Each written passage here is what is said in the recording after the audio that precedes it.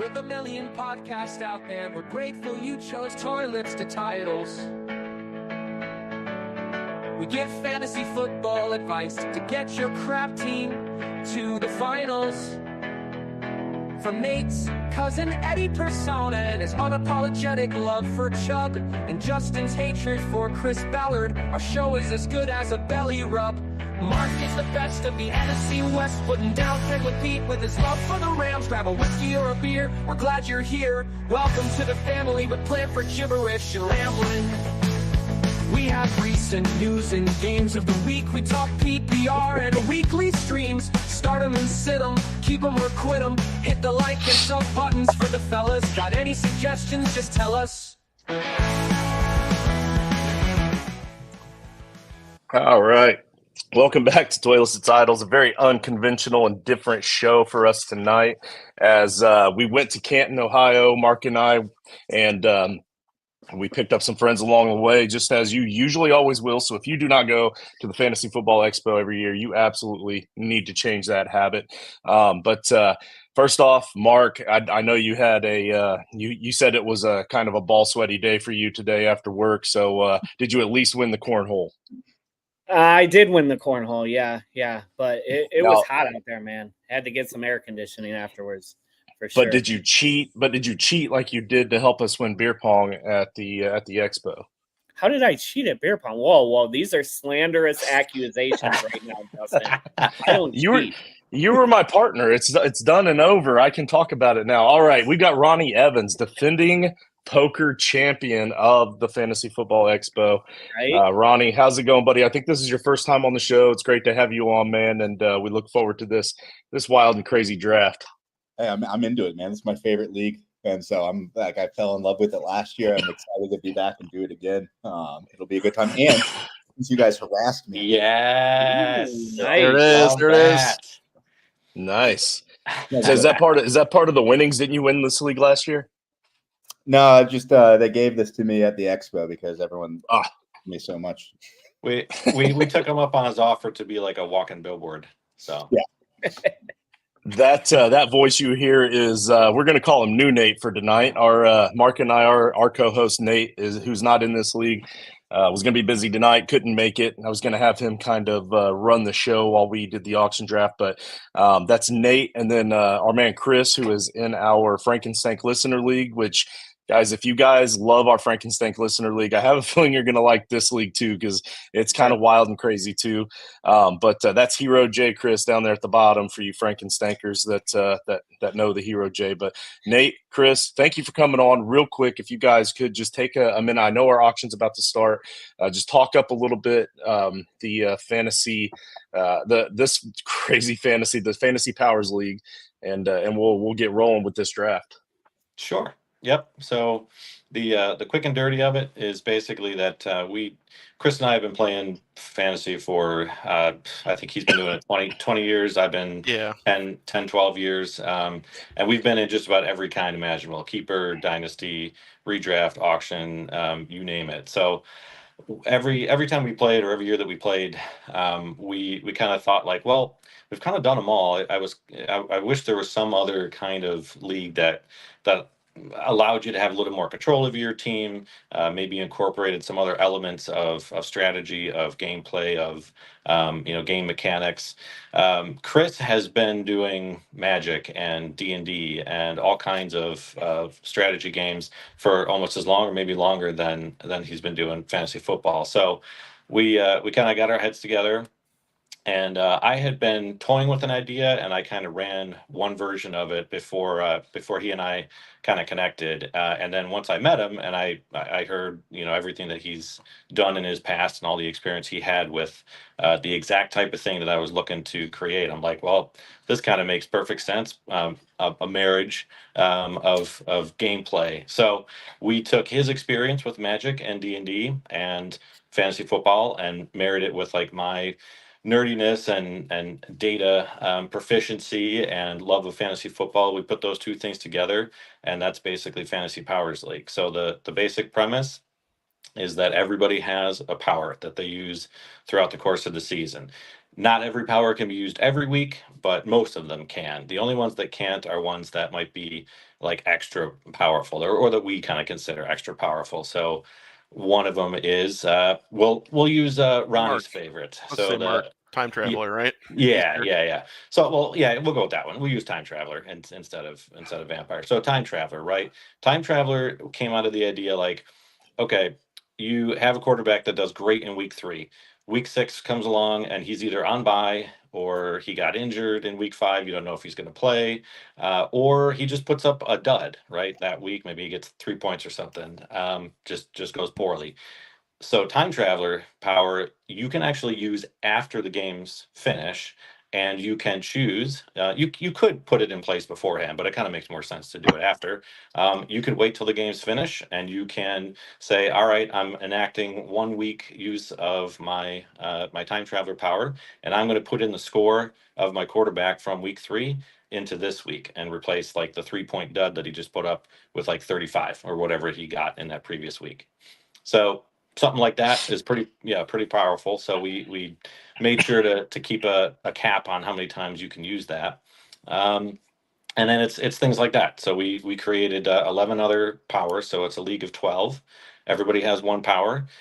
Throughout the course of the year, you can use those powers. You can rent them, right? So you can actually make trades with others to say, all right, I like the sound of that power. I think I could use it this week against my opponent. Can I rent that power from you in exchange for fab, or in exchange for the use of my power through like the next week or for 2 weeks?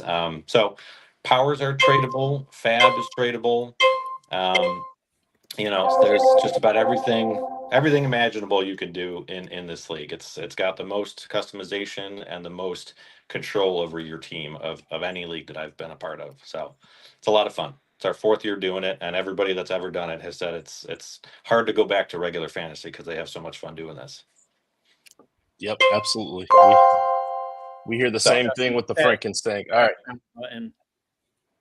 Yeah. All right. So what am me? Hit the draft sound button. Turn that on. I don't know where that thing's at. Bottom the blue of the button in the screen. middle.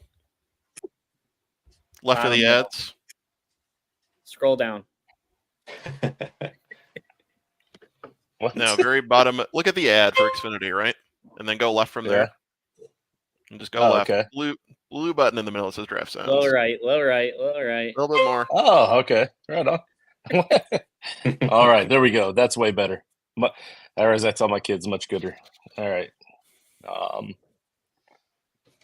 So we have Josh Allen up. I'm assuming this was the first one nominated. He is the first one nominated. Yep. So this every is time, a super flex. Right, and this is a super flex. Yeah. So quarterbacks have some extra juice to them, and him being one of the premiers and having that rushing capability, I'm sure he's going to go for a pretty penny here. So it is that one other thing I'll say about the lead while we're looking at this here.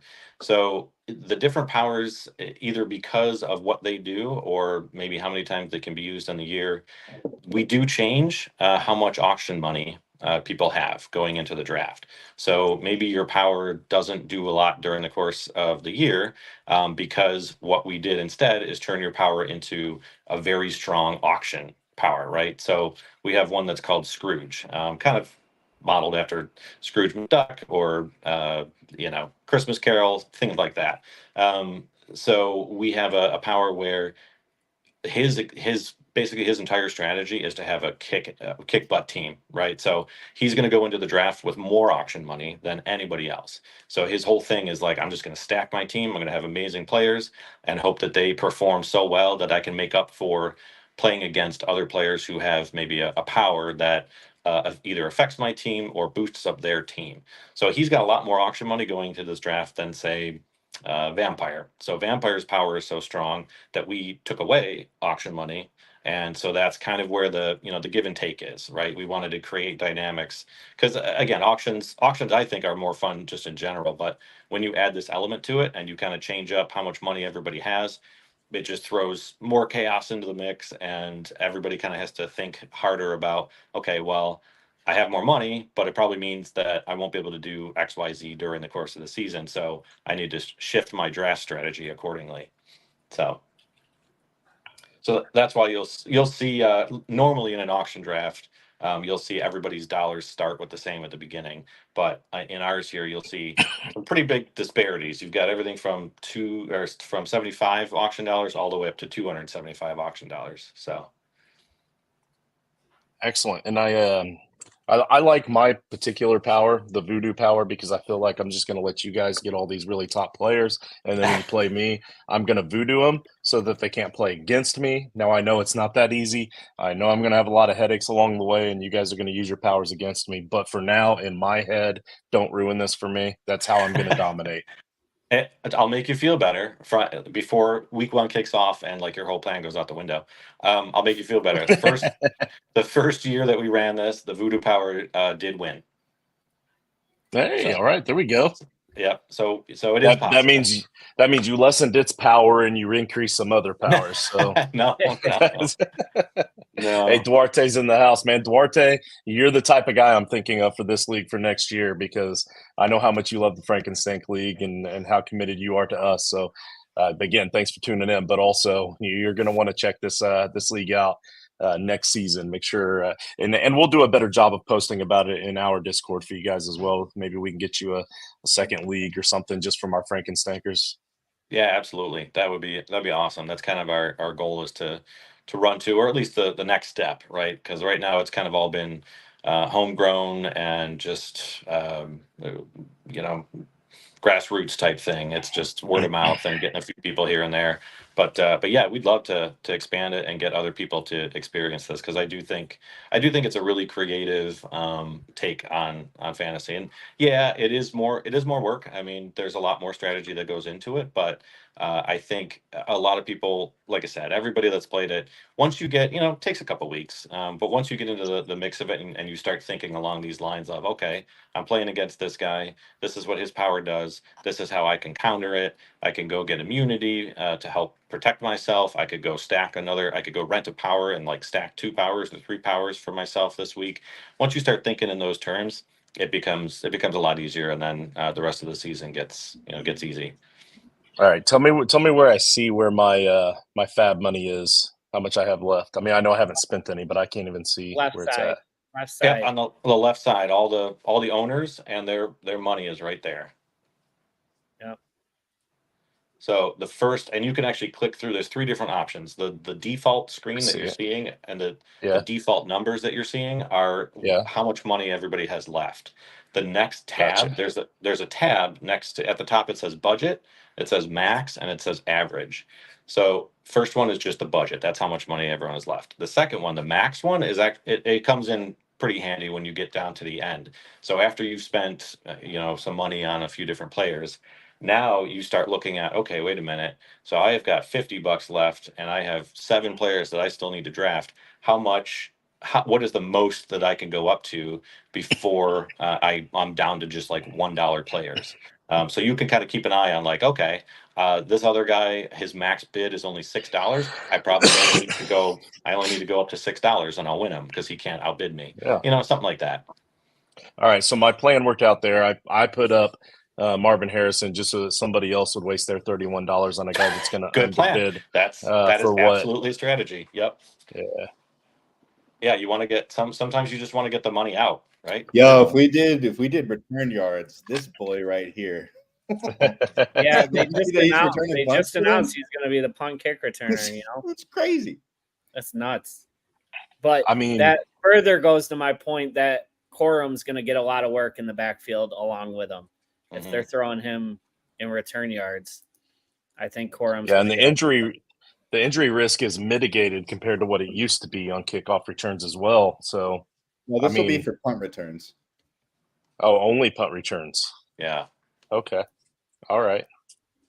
Well, so let me ask you guys: you expand this league, get more people, do a couple leagues. Do you think you would bring it to where it's like 2 or 3 leagues all playing together into one playoff, like merging like that, like kind of like we do in Frank, or would you keep them all separate leagues? We actually talked about this, and we were kind of hoping to do like a big cross league giant adventure where it's just like, oh, I'm buying voodoo from another guy in a different league, so there's a whole lot of chaos, but we're a ways away from there, right? Yeah. Man, I already hate you guys if you do that. I don't know what that's going to look like from a like management back end commissioner standpoint, but just the thought of it is pretty exciting. So I do want to figure out a way to make that happen, because I mean it would just be another thing that no other league that you've ever been in could that ever happen. Like there might be 2 Justin Jeffersons playing that week, or there might be two versions of the same power playing in the same league that week. So yeah, it's cool. And if we get 2 leagues firing, 2 or 3 leagues fire, we might right now we've only had to create 12 powers because that's the most we've had going. But if we get 2 leagues going, there's nothing stopping us from creating 24 powers and having that many in the mix, and then just Ronnie's shaking his head down there. Oh, Mark, I thought you were laughing because we jumped up from 15 to 25 monsters.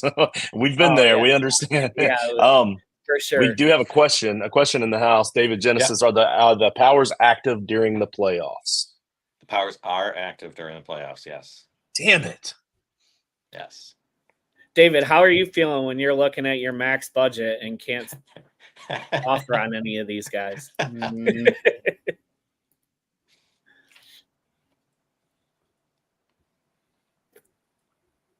right, that one was on me. We're still recording though. We're good.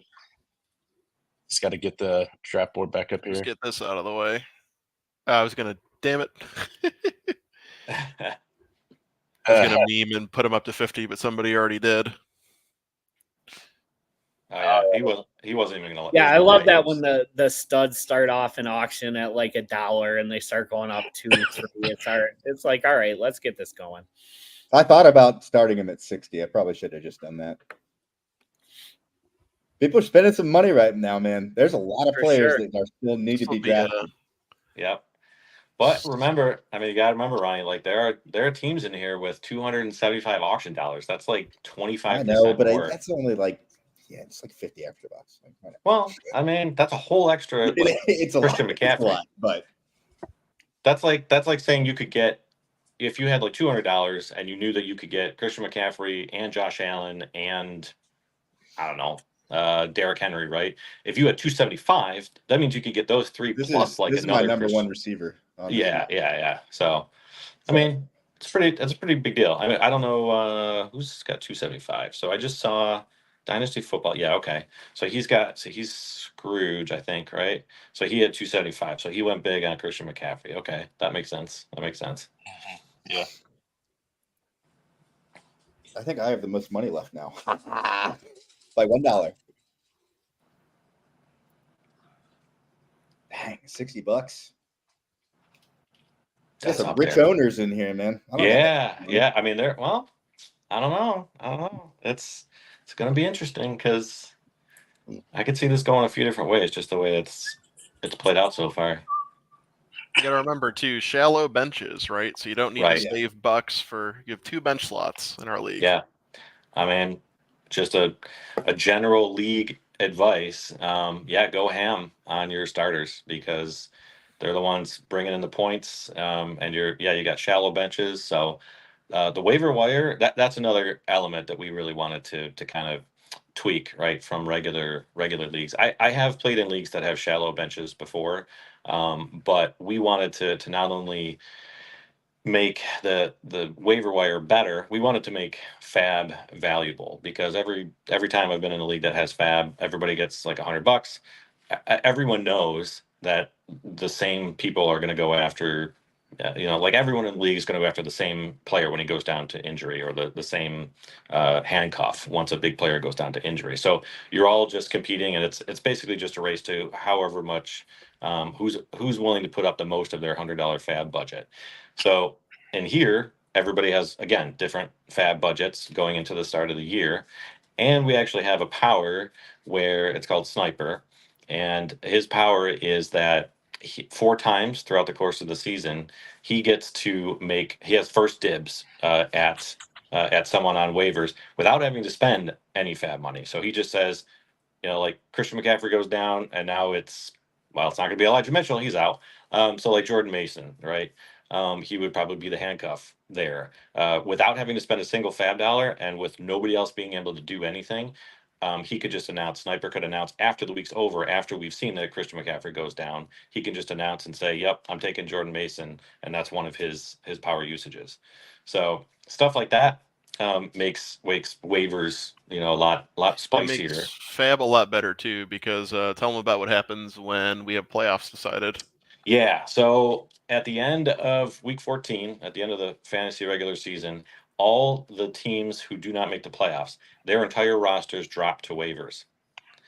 So heading into week 1 of playoffs, you can essentially revamp your team. I mean, you're gonna have top tier players, the Josh Allens and Bijan Robinsons and that of the league are going to be on waivers, right? So it is important to make sure you don't blow through your fab budget when you see a running back handcuff or something come on waivers during the course of the year, because come the end of the season, if you're in anywhere close, like anywhere in the running for playoffs, you want to have money so that you can go, like, stack up your team as you enter playoffs, and that holds true as the playoffs go on. So every time a team falls out of playoffs, their rosters drop to waivers. So it's tough, but managing your fab is actually a really important skill here.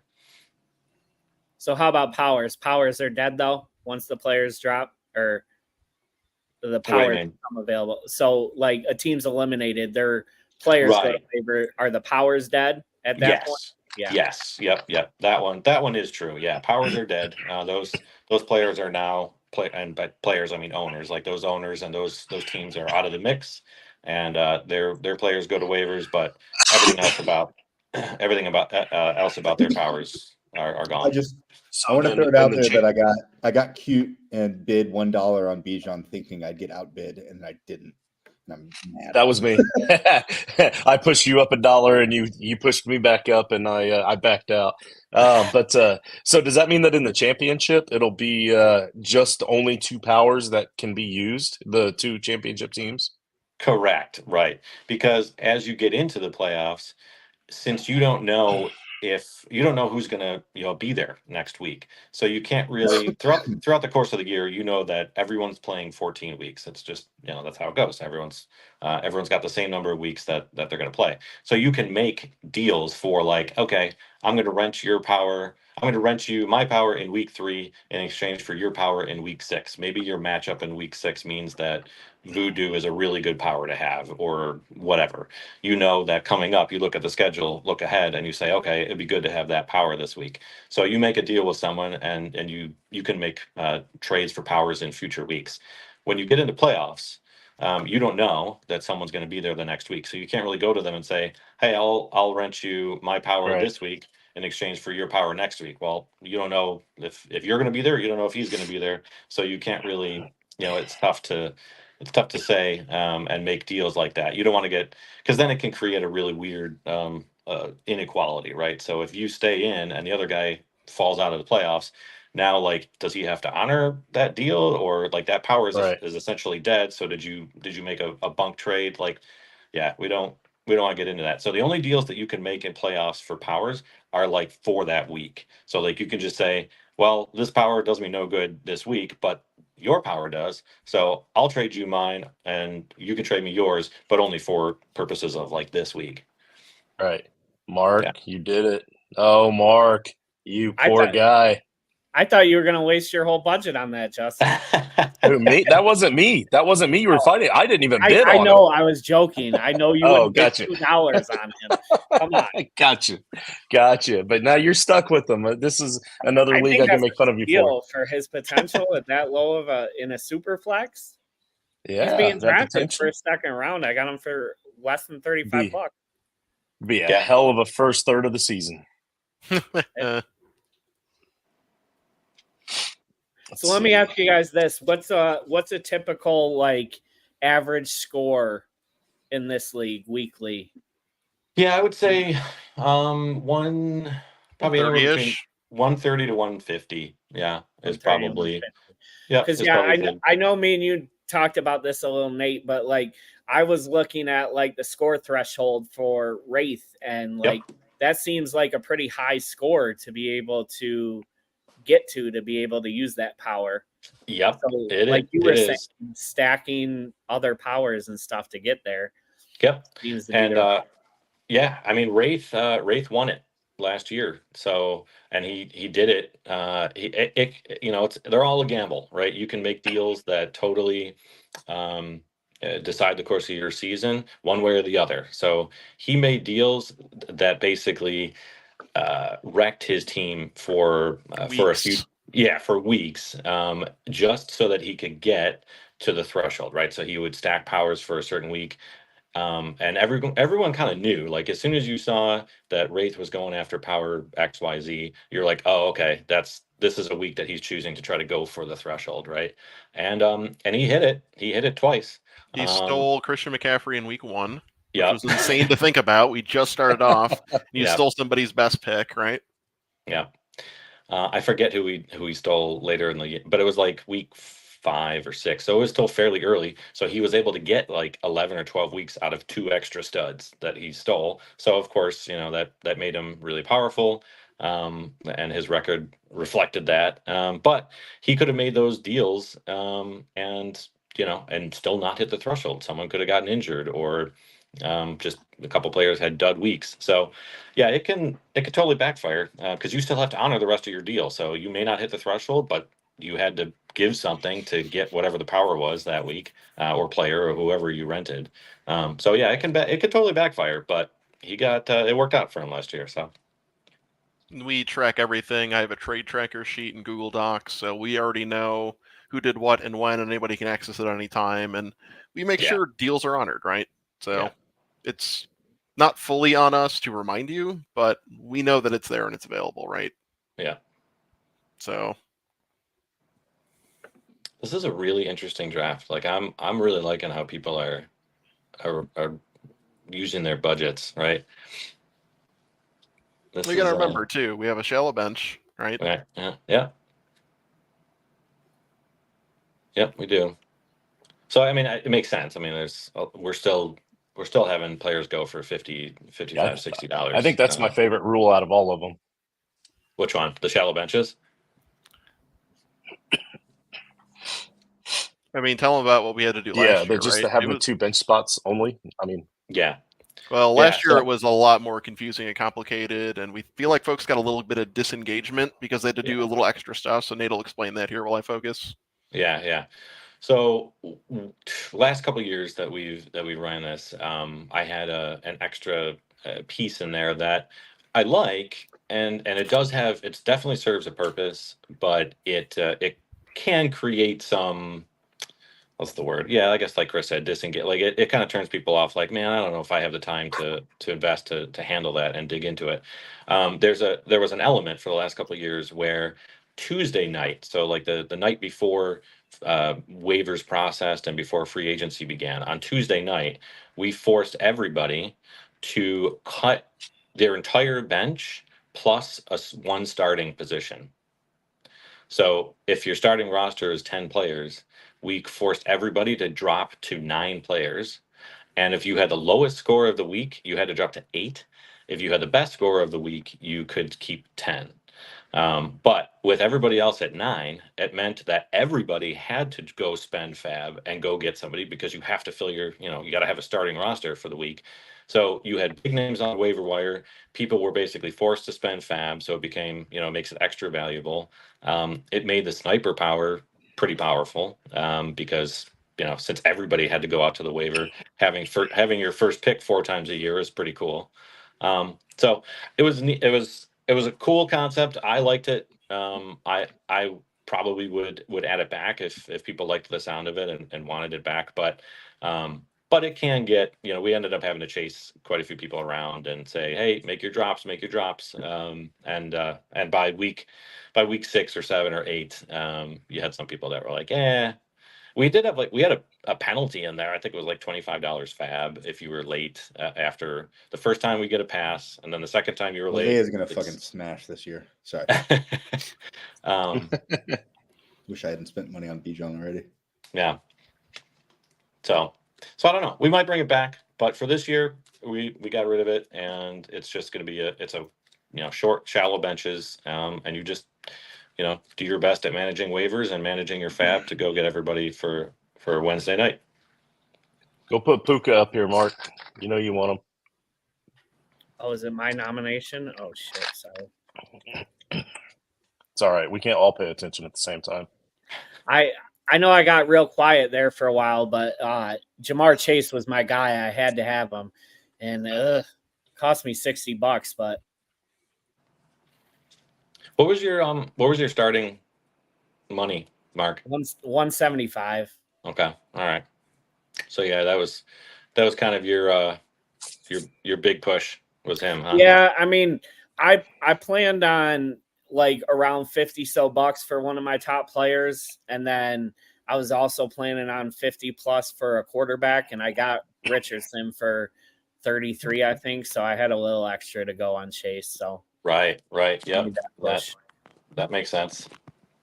Yeah, I mean, I know a lot of people are. Well, now after a lot of drafts have happened, people are saying, "Oh, I don't know about Anthony Richardson." It could go either way. I mean, he's going to be a running threat no matter what. So at least you got that in your back pocket. But we'll see. I have him in. I think I got him in the draft night out league that we did. So I'm in it with you. So Justin's a Colts fan, and he's one of the biggest Anthony Richardson like naysayers I can think of. But even he'll tell you if he can stay healthy, he's going to put up numbers. Yeah, but he absolutely. thinks there's 0 chance that he stays healthy. So, and that's just because he hasn't had a completely full season, healthy season since his sophomore year of high school. And Joe Flacco has had more starts in literally one season than Anthony Richardson has had in his entire football career at quarterback, dating all the way back to high school. He's had 19 starts. He's had 19 starts. Joe Flacco has had 19 in 1 year, that Super Bowl year. So I don't know. I just and I'm also Chris Ballard naysayer, as our intro song will tell you. He just absolutely kills me with these first and second round picks where they're all high risk and there's just no real reward in the end if they're not on the field. So I don't know. We'll see. But my viewers hear me talk bad about him all the time. So okay. Wasn't Puka part of my team last year? Was it in this league? I had him in I had him last year in this league. Oh, you had him. Okay. I dropped like 40 waiver bucks after week 1 to Who get was him. it it was Nico that I had that blew up. Yeah. Either way, solid. It's my home dynasty team has Nico and Puka. That's amazing. Last year was. So what are we all sitting with right now? I know Ronnie, you have Bijan. Justin, do you have anybody yet? I only have Lamar. And Chris? I have AJ Brown and Justin Jefferson. You went. Yeah. Oof, you went hero wide receiver. I see. Okay. Yeah, we'll see. Yep. Well. Dude, what? 32 for Puka? A few bucks. That's a steal. Oh man, who got? Oh, Michael. Oh yeah. Well, isn't Michael? Wait, hang on. Let me check. Is he Scrooge? He might be Scrooge. No, he was Scrooge last year. Hold on a second. Let me find it. Yeah, he's got Pacheco and Puka. He's doing really well. Yeah, good. Good on him. Yeah, I like Puka way better than Drake. Drake went for 34. Oh, Mike's Wraith. Ooh, okay. That'll be interesting. I don't think Puka comes near last year's numbers necessarily, but for an auction, we're not trying to buy him at ADP. So that's true. That's true. All right, I'm gonna sound like a noob here, but how do I get back to like the draft board with all the players? I got like players. Yeah, at the top. Right here. Yeah, right there. Where's that? Sorry. Like right in the middle. Cursor. Oh, okay. Yeah, gotcha. All right. Yep. Hurts for 42. Yeah, that tracks. Okay. That makes it better. That makes sense. That's kind of right in the range. He's my number 1 quarterback. So I hadn't spent money on Bijan.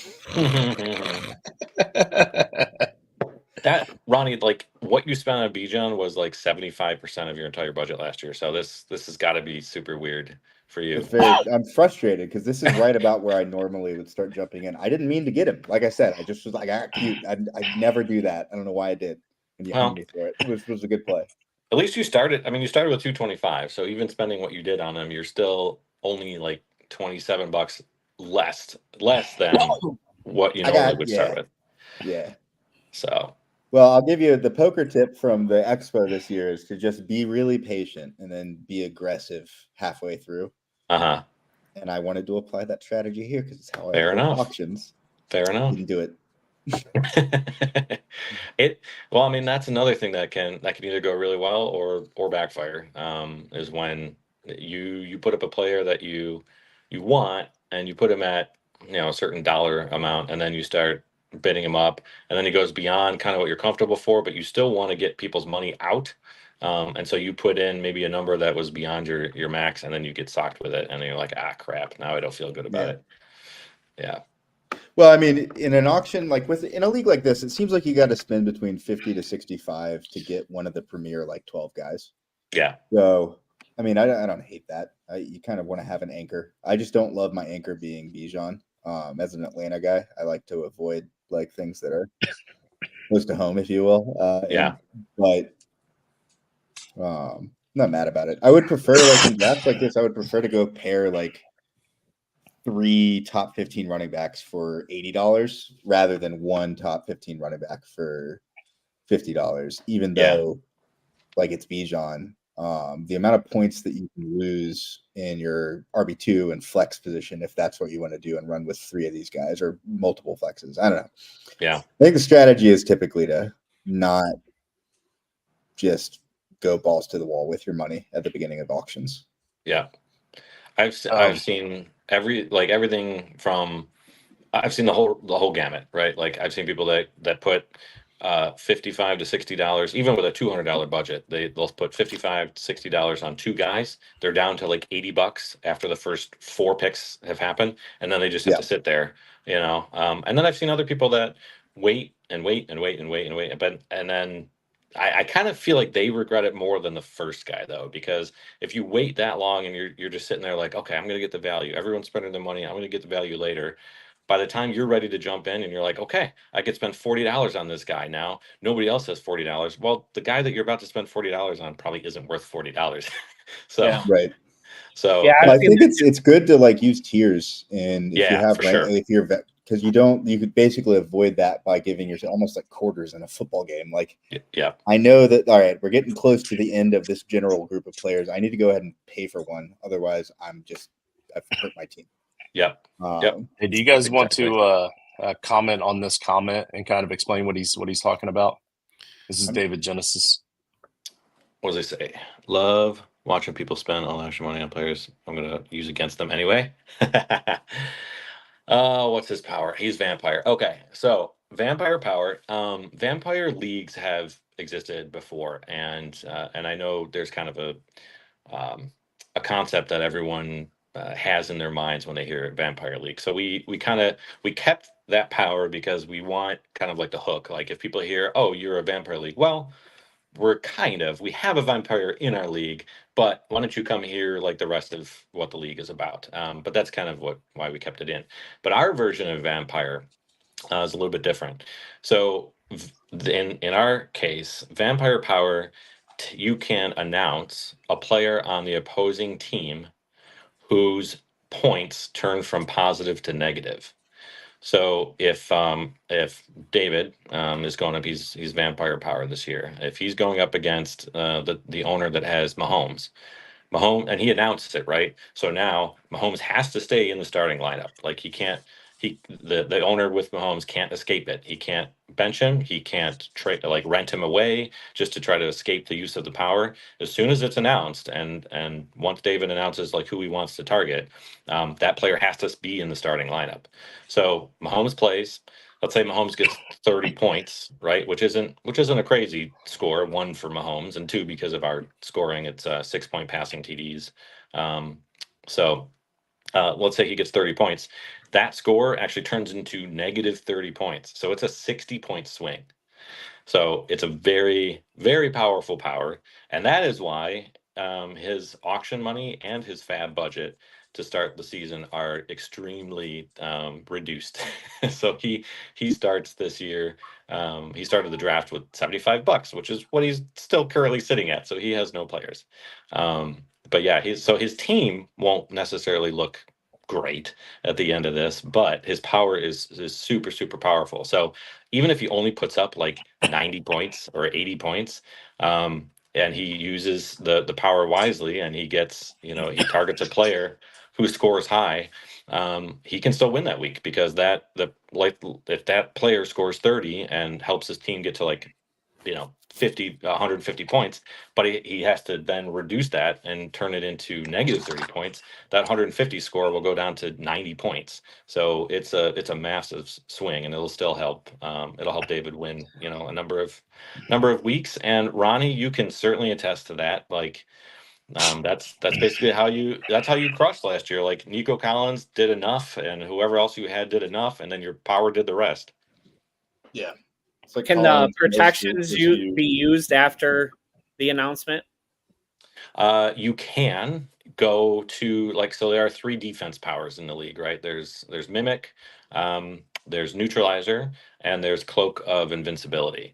So yes, you could, if you say, so David announces that he wants to use Vampire on Mahomes.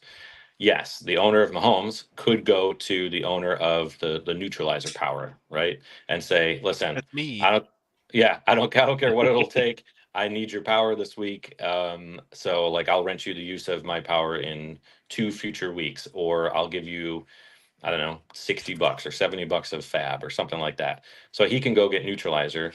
Then he can turn around and announce that, okay, I'm neutralizing the use of Vampire, period, throughout the whole league. There is no Vampire power this week. So yes, he could go do that. It's just going to cost him a lot of money or a lot of something. Yeah.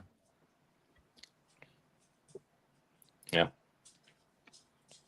And before I forget, I do want to mention one other feature that I think is, I got a lot of feedback on this one, that it's probably one of the most, the favorite, or the ones that people enjoy the most because they've never heard of it before. So week 14 is the final week of the regular season. And I actually talked about this a lot at the Expo. This is probably the reason a handful of people even joined, because probably the number one most frustrating thing about playing regular leagues, or really any kind of fantasy football league, is you get some bad luck. You start 0-3, 0-5, whatever. You're probably dead, right? I mean, it's a really hard hole to dig out of if you have an early injury, or you just go up against a guy and he happens to score his best week of the season when he plays you, and you get down 0-3, 0-4, whatever. You kind of feel like, oh, I guess my season's over, and you give up. Our week 14 rule is that whoever scores the most points just in week 14 makes the playoffs. So you can be 0-13. You can not have won a single week, and you can just have the highest points in week 14, and you make the playoffs. We reserve a playoff spot for the person with just the highest points that week. And if you think back to what we said earlier about fab, so maybe you're not planning on winning weeks during the season. You're not planning on having a good record, but you could stack fab, right? So you could make deals with everybody else. Let's say you've got a couple stud players. You've got Christian McCaffrey and you've got Justin Jefferson. And you go to someone and say, listen, the rest of my team sucks. I don't think I'm going to do well this year. Here, I'll rent you Justin Jefferson for 3 weeks, Christian McCaffrey for 3 weeks. All I want is your power in week 14. And then you can repeat that. You can go to someone else and say, all right, for these other 3 weeks, I'll rent you Justin Jefferson or whatever, right? You can make deals like that and just stack powers for week 14 to try to boost up your score and get the highest score that week. And if you stack fab, then when everyone else if you make the playoffs because you had the highest score that week and you have a lot of fab, you can turn around and use that fab to go get the players that fell to waivers entering playoffs. And suddenly you turn from having an 0-13 record to being like a favorite for the playoffs, which is it's a pretty cool feeling. Have you had any of those scenarios play out? Absolutely. Yes. Yeah. I've I told you last year at the expo that I really liked that idea and that I was going to steal it for Frank, and you graciously said that you were cool with it. But so we did do that. We actually implemented that for the first time this year, so we'll see how that goes. But I love the idea. Yeah. I You're think never truly out of it, right? exactly. Like that's the biggest. Yeah. I love that everyone can still feel that they're in it. They still, it's a reason to keep everyone engaged, right? And that's Yeah. kind of, I want everybody to feel like they're going to get 3 months, like no matter what happens, they're still going to be able to get 3 months of entertainment and enjoyment out of their football season, instead of like, I put $50 in or $100 in whatever league, and I lost my first round pick. I'm dead in the water. There goes my, I just donated whatever money. That's not a good feeling. I've been there. Everybody else I've talked to has been there. It doesn't feel great. So That we was a good wanted to. pickup. Oh, I wasn't looking at the screen. I was pulling up a ranking. I would have. Yeah, that was quick. That was sneaky, Justin. Sweet. It was. Sweet. Thanks. Good. Since I slightly overpaid for Kelsey. Ronnie, do you have any idea how much did you pay for Nico last year when nobody knew who he was? Yeah, it was probably like $3. Yeah, right. Oh my God. Amazing. I had him in like every single league I was in last year. He's one of last year. That's why I think I said it in the chat or to one of you guys at the expo, but it was like I'm not gonna pop off like that last year, because it wasn't just this league. It was just about every league I was in. I started off like either undefeated or with one loss by like week 6, because I drafted mostly the same players, and for some reason, Well, yeah. I mean, last year, and it was like nuclear, and that has happened. I've played fantasy for 20 years. That's happened like 4 times. I do well in all my leagues, but not like the runaway favorite in most of my leagues, or at least contending in leagues I shouldn't be, like this one, and so yeah, forth. So, yeah. It was just like Nico, Puka, Achane, Ostert, like the quarterbacks. Everything worked. So, yeah. 38 from Mahomes. Quarterbacks. I like that. Like that a lot. That's wow. Oh, it's you, Chris. I didn't even know that. Dude, I need to start paying attention. That's 2 people I wanted. All right, I'll shut up and you can pay attention. No, you're good. You're good.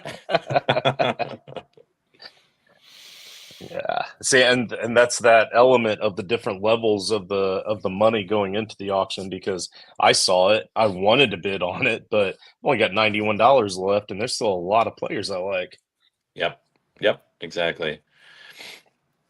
Well, I gotta be honest, we were chatting here and you said you overpaid for Kelsey. I didn't even see him go off. Yeah. 27 yeah, for I Kelsey. paid. Yeah. Dude, the Nico for 22 really hurts. That was my top wide receiver available. I was thinking about nominating him, and I put him on the screen and came back and was like, "What?" Ron, you got a shit ton of money left, so you could go after anybody you want now. Yeah. I mean, I know you want a Nico, but like you could even, I don't know who's left. What other wide receivers we got left? You could go after. I'll be okay. Yeah, I'm sure you will. I hate to be that guy halfway into the draft, but is there a tight end premium here? There is not. There is not. No. It's full PPR. Oh well. Full PPR, but not tight end premium. It is also, just in case this changes your thought process, I know it's a little late now, it is 6-point passing. So gotcha. Yep. So that actually so Chris's snag of Mahomes for 38 is quite interesting, because it brings Mahomes closer to like in fantasy points projection. It would bring him closer to like a Jalen Hurts or a Josh Allen. It evens out that rushing advantage that the other ones have. Right. So cool. So far it's going well. Yeah, I'm down to $21. Ooh, hey, David. Who did David get? He's down to 43. He got Stroud. He spent money on Stroud. Okay. Hey, David got a player. Let's go. Good job, buddy. $32. So he's not worried about taking any quarterbacks from us. He's going to stick with this guy, I guess. Yep. So when Justin plays him as Voodoo, he can bench him. Bench his only. He could bench his only good player. Yeah, that'll be fun. Oh, that's something I probably should mention in the general chat too. It hasn't really gotten a lot of airtime or talked about. So immunity, is absolutely something you can go after. So if you just maybe the other powers have already been accounted for, like neutralizer's already been announced, so you can't go get that. The cloak of invincibility has already been used, so you can't go get that. None of y'all aren't beating me at running back. We'll just put it that way. You can always go to another owner. I'm probably during the week that you're playing him, this wouldn't go well. So I'd recommend looking at the schedules, right, and looking ahead a little bit and saying, like, okay, 3 weeks from now or 4 weeks from now, I play Vampire. I really don't want to have that stress to worry about when I go up against him. You can always go to another team and say, listen, I'll give you XYZ to just not use your power on me the week that we play each other, or something like that. Like, that's totally a thing you could do. Yeah, we worked out some deals last year because everyone was afraid of Wraith because we stole McCaffrey in week 1. So people were making deals with Sal, who's playing Wraith last year, basically saying, hey, you want my thing, whatever, sure. When you play me, just don't steal my guys, right? Yeah. And Wraith just always has that threat looming over his head of, I can steal your guy if I do well. So don't piss me off, right? Yep. Sometimes the strongest currency, or the biggest element to have in your corner when you're making deals is just like intimidation and fear. So that was the best thing that could have happened for Wraith last year, is hitting the threshold week 1, and everyone was like, oh crap, this really can happen, and we really need to take this seriously.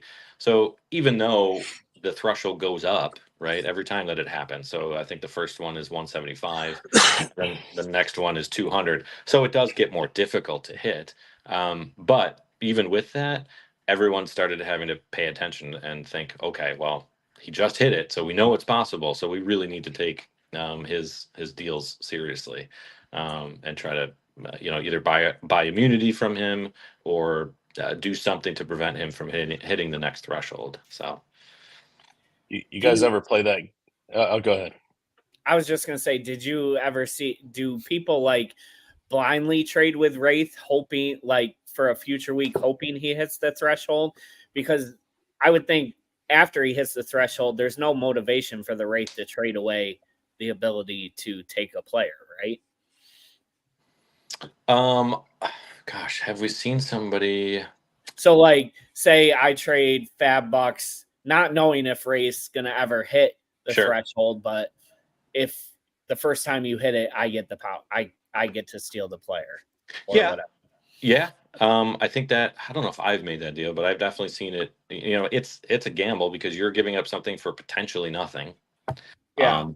But you could also, depending on who he's going up against and who is on that other opposing team, you could always go to him and say, hey, are you trying to hit the threshold this week? And he could say, well, not really. I wasn't planning on it for myself.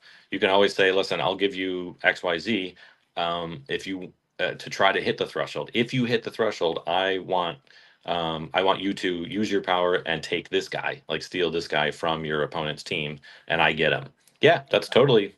You can either do it that way, or that's kind of like a 2-step process. You could always just go to him and say, hey, I want your power this week. And then you try to hit 175, right? And then I thought the rule said that the owner of Wraith had to be. The owner of Wraith has to. You're right, because this came up last year, Nate. Oh, that's right. No, you're right. You're absolutely right. No, you're right. So you do just do that first, the first thing we mentioned. So just go to him and say, listen, I think you have a good chance at hitting 175 this week. I'll give you this to help you out and hit that threshold. If you do, I want to have the say in who you steal, and then you give them to me. Yeah, that's how that would work. Because the only reason I ask, because I'm thinking like after he hits the 175 threshold and you go to him and try to trade for the power, there's really no motivation for him to give it up at that point because he gets to steal the player. So. Correct. Right. Yeah. Yep, exactly. What were you going to say, Justin? No, I was going to say, I think I found one of the reasons why I don't normally typically care for auctions. Have you guys ever play that game Operation back in the day when you're kids? So like you get that real intense moment when you're really super close. So that's how I was with Dak Prescott. I was like, okay, I have him at $27.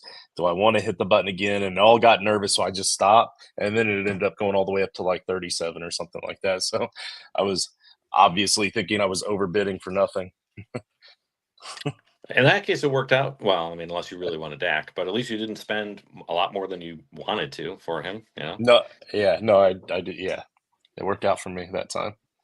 Yep. Yeah, it's very psychological.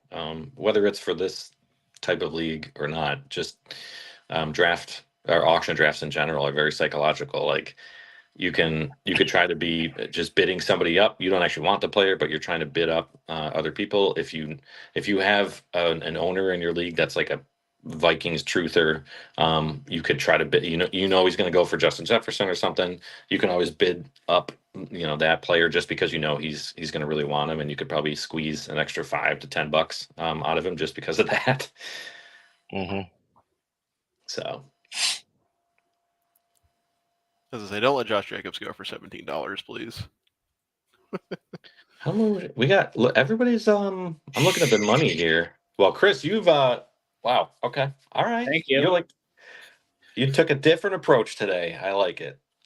You went big early and you got half your team, well, more than half your starting roster filled. So that's good. I have half. Well, more than half. Yeah. Yep. I don't know. Like I said, shallow benches, fab plays a big part. I plan on renting Neutralizer out more than half the year if I can. Mm-hmm. So I think I'm going to try and win through waivers again this year. You've done it before, so yep. I can't doubt you.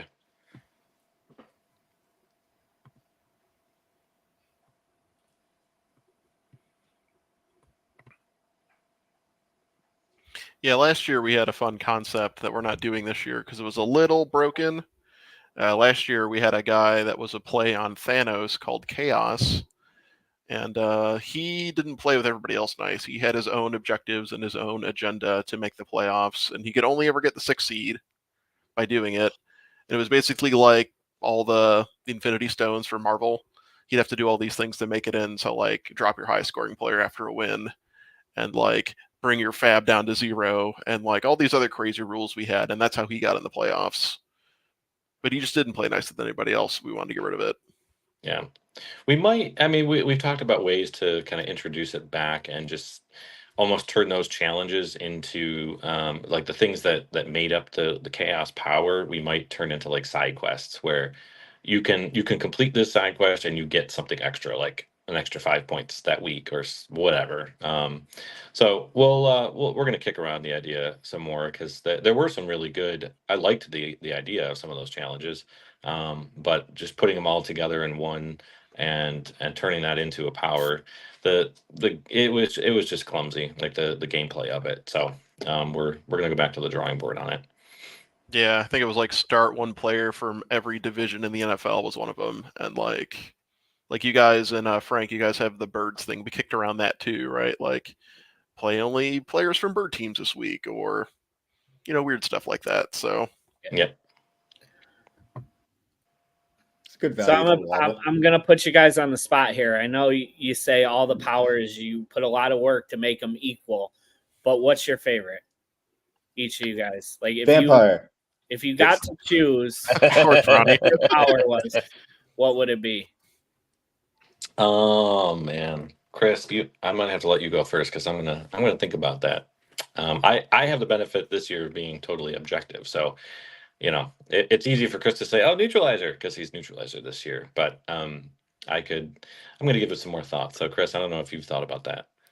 Honestly, I like a lot of them for a lot of different reasons, right? They all have different gameplay loops and different gameplay mechanics. I'm gonna nerd out for a minute. I'm a big strategy guy. I'm a big, I play Magic the Gathering, I play D&D, I play Baldur's Gate 3, I play all these nerdy things, and there's different strategies to go about everything. Like, you think like D&D terms, you have like a frontliner who all he does is physical attacking, or you have a guy that chills in the back, he's a wizard, all he does is magic, and he doesn't get in there, right? So like, Fantasy Powers League, there's a bunch of different avenues for attack, so I guess it depends what your game style is. Like, I think a great power that we haven't talked about once tonight is Captain Double Up. Mm-hmm. Every week, he just gets to pick somebody, and that guy gets double points. That's sweet. right? Yeah. Where else can you do that, right?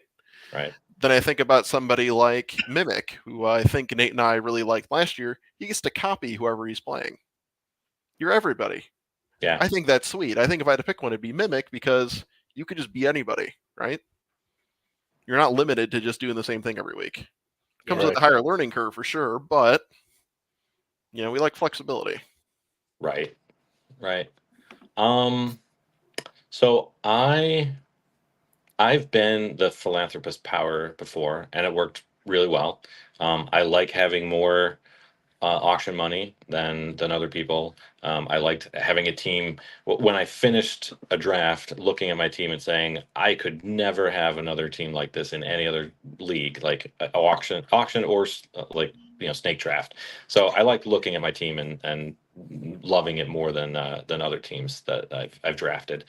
But I've done it before, and so if I were to pick one now that I'd want to try out, I think just because of the challenge, and it's like it really, and I mean really tests your player evaluation skills. It tests your drafting skills more than anything else. I'm gonna have to say Vampire.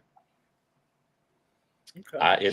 It's a challenge like nothing else in any league that I've been in before. The best part about Vampire is the way that it is used in this league. Like the joy you get out of each week getting to look at your team, opposing team, and like, which one of these motherfuckers is going to be the best, and then just take them out. It's awesome. Yep. It is. It's a really, really cool feeling. Hey, that's a great value for Amari Cooper. Who did that? I was talking about Vampire. It's Justin, you took Mixon from me for $1. Yeah, Rich. Nice. Rich had time travel last year when he played. I'm seeing the YouTube comments, and yeah, that's a lot of fun. There's a lot of potential there too. Yep. Yeah, I that would probably be my runner-up. I actually so Back to the Future is my favorite movie of all time. I just love everything about time travel. I'll watch like any movie, A movie, B movie. Like I'll watch anything about time travel. TV shows, doesn't matter. So I think I came up with that one going into last year, and I was kind of hoping to get it when we did our power assignment, but I did not. And I just love the concept of it because I've been burned so many times by the guy that has everything on paper, right? Like Mahomes going into Let's go. whatever. There you go. Ronnie's got his guy. One of his guys. Drafting the all under 2014. Yes. Not a bad play. Not a bad play. This is Dynasty, right? Yeah. If this was Dynasty, dude, I'd be through the moon right now. Oh my God. I don't even know how we would incorporate. Like that would be wild if you kept your players throughout the years, but you changed your power throughout like that'd be nutso. Because your draft strategy changes depending on your power. Yeah, I know. You'd have to put in a rule where you like whoever won the league, or like in the inverse order of standings, you also lost one player or three players at the top and then two at the bottom, and they were like your best ones. Yeah, it's not otherwise bad. I feel like you'd have people like load the fuck up. Yeah, right. Yeah, because I mean, if you're like Scrooge, right, with 275 auction dollars this year, you're just gonna, and it's Dynasty or whatever. Yeah, you'll just load up on every stud under, like you said, under 24, and just have them forever, and nobody ever has a chance. Yeah. Okay. So interesting. All right, takes for 15. That's kind of that's probably where I'd put him. Okay. We know how Justin feels. I didn't make the noise, but that was my comment. Mm-hmm. Justin knows my strategy for Diggs. Get the first 5-6 weeks out of them and then get rid of them. That's what we did last year. Even 5 to 6 weeks seems like if he doesn't get enough targets by week 2, he's going to be barking.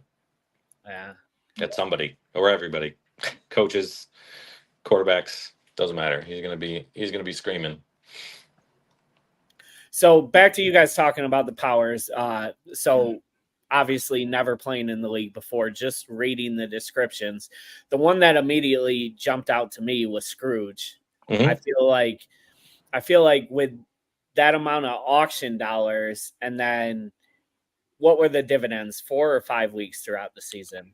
We buffed it to 5 weeks this year. Yeah. Mhm. So, like, granted, you're not outside of having like defense powers played against you, like you should have 4 to 5 guaranteed wins with how you're able to build your team with that. That is true. But keep in mind, the better your team is when you leave the draft, the more of a target you have on your back.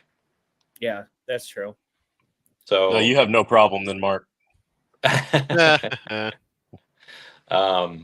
So it's kind of a double-edged sword. Like you leave and you're looking at your team after the draft, and you're like, sweet, I got whatever. I got Christian McCaffrey, and I got Josh Allen, and I've got CD Lamb. Like I've got all these guys. You're gonna have all the other powers, right? Because your main power for Scrooge is right now, like is drafting a bomb team, like just everybody that you could possibly get your hands on. That's it. Because after today, you don't have one of the voodoo things or the vampire things where you can kind of hurt your other team, your opponent, right? By benching somebody or turning one of your players' points into double or anything like that. But I feel like the dividends are pretty powerful. No, Yeah. like 50% of the highest scoring player. Oh like, yeah, that's going to be a significant amount to your team. Mm-hmm. We tried to balance everybody's power usages at roughly one player's worth of points. Yeah. So you figure half of a 30-point, let's say a 40-point week for somebody who's really good. You're getting 20 points. That's like roughly one player. That's why we had to nerf Vampire so hard, because he has a 2-player swing at least, if not more, if you do it right. So a lot of balance was we talked balancing for hours and hours and hours in the offseason, right? Yeah. So Scrooge was the one that immediately stuck out to me. But then as a new player, I thought Mimic is very cool because you kind of get to experience everything. Absolutely. Just one power. Yep.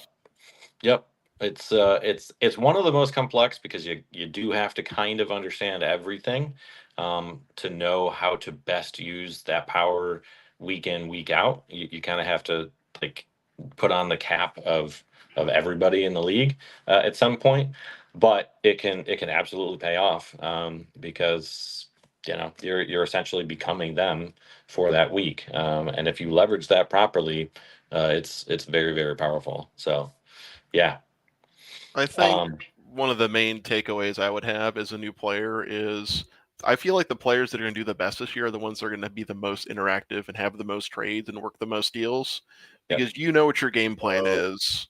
Mm-hmm. So if you can leverage your game plan and go, look, I know I'm not beating this guy this week. Let me dump the team this week and get some value for another week and plan your wins and strategize accordingly. I think you're better off. And coincidentally, I'll take pity on poor Genesis. Just let him have it. No. He's a Steelers fan. Oh yeah, you got to drive him up, make him pay. Oh man, Genesis is Stroud and Love. That's interesting. All right. Well, I've spent most of my money, but I'm feeling pretty good about where my team stands. Let's see, where are you at, Ronnie? Prescott, Neighbors, Metcalf, Bijan. Dak in a 6-point passing touchdown league? For sure. It's going to be ridiculous. Dak was my number one guy I wanted to get, so I was pretty stoked on that.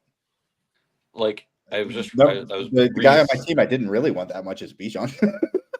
Well, I was going to ask you about that.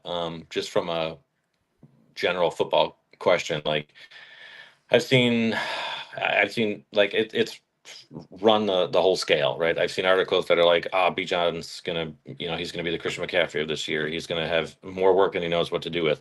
And then I've seen other articles that are like, Tyler Algier is probably gonna be there a lot more than you want him to be in vulture touchdowns or vulture. No one in the entire NFL is gonna be Christian McCaffrey except for maybe Breece Hall. I know. People keep on chasing that dragon, man. Like it doesn't exist anymore.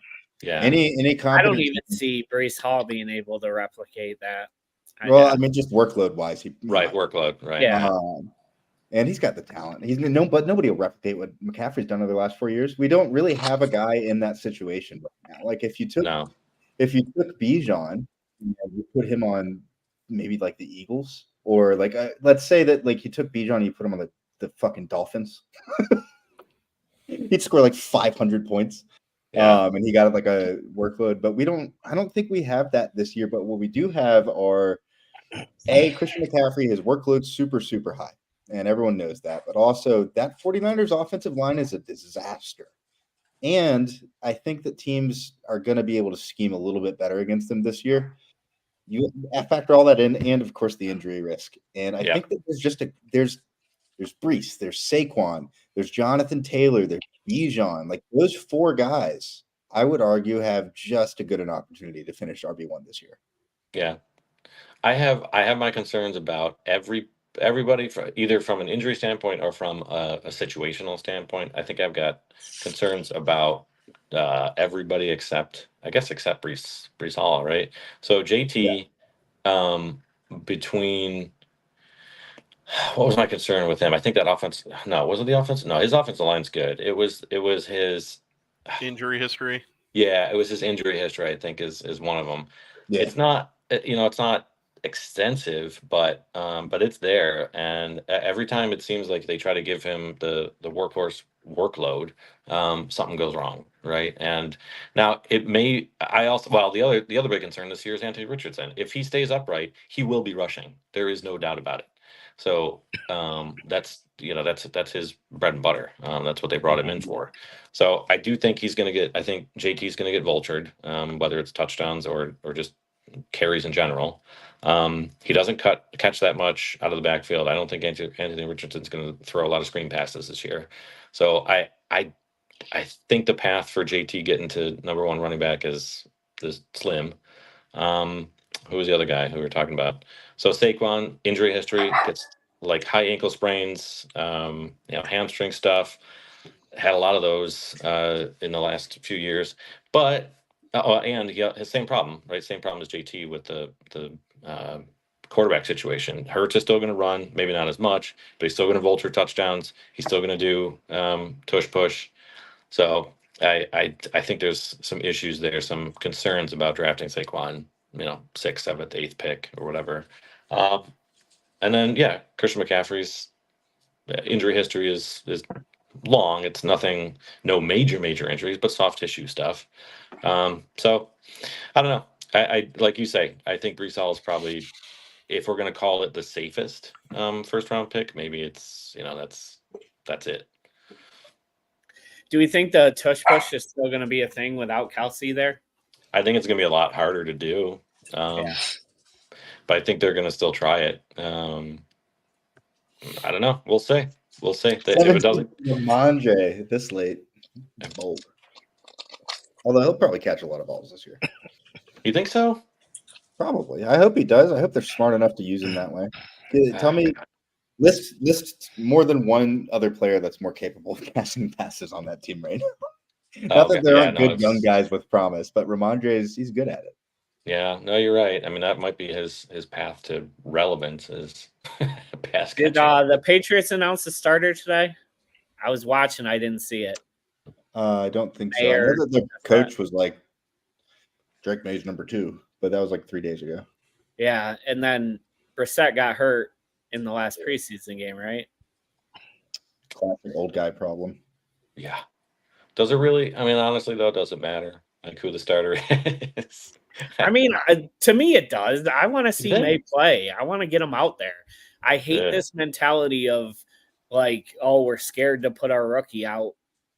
I don't know if a lot of teams are like Jaden Daniels is a starter. Bo Nix is a starter. I don't think a lot of teams have it. I mean, maybe the Patriots, but maybe it's because I love that one. Nice. Oh, that's the one I've been waiting on to pop up there. So I feel like Rashee Rice has the real potential to be the #1 wide receiver there for Mahomes, and they're going to utilize him a lot in that offense. I think absolutely. I think he's potentially a top 10 wide receiver for fantasy this year. So I'm excited about that one. And now I'm almost broke. That happens. That happens. Yeah. No, I like it. I've been saying since April, May, so whenever people started coming back into talking about fantasy football, I've been saying that he's not going to have any suspension handed down this year. No, not So this year.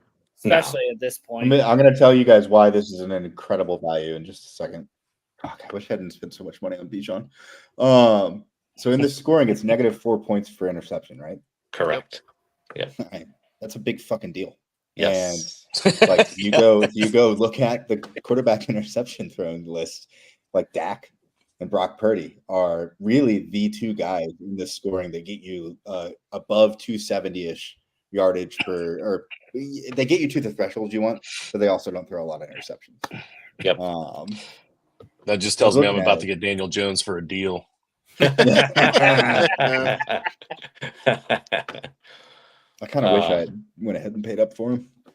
If someone you know what? If someone's like, I'll give you 10 extra auction dollars, but you have to draft Daniel Jones, I'd still turn it down. He is an absolute landmine to me. Like there's no world where I will draft Daniel Jones. I just can't do it. There's some players I won't draft out of principle. Daniel Jones I will draft. I will never draft because of just no talent. So I love that one. $6 on Mayfield. Do you think so? There's going to be a lot of picks there. Well, I guess that's fair. We just talked about that, didn't we? Yeah, but I mean, $6. -4 is bigs, but yeah, $6 is $6. I still like it. Yeah, it's another full year in that offense. I like it. They won the division last year. Yeah, but he lost See if his. they can build on that. What they called him the quarterback whisperer, right? Like that was his best. His killer best value for Caleb. That's true. Mm-hmm. I'm telling you, man. Every report and every drive that I watched of the Bears first string this year, I was like, in preseason, I'm like, guys, they may not suck. They may not suck this year. I mean, the running game isn't awesome. DeAndre Swift probably won't make it through half the year with another hamstring or some soft tissue, but I'm not sure it's going to matter. If you got Keenan Allen, prediction. Sorry, I interrupted you. No. I was just gonna say, if you've got Keenan Allen, Roma Dunze, and DJ Moore, plus Caleb Williams coming in, I don't know if you're gonna stop them.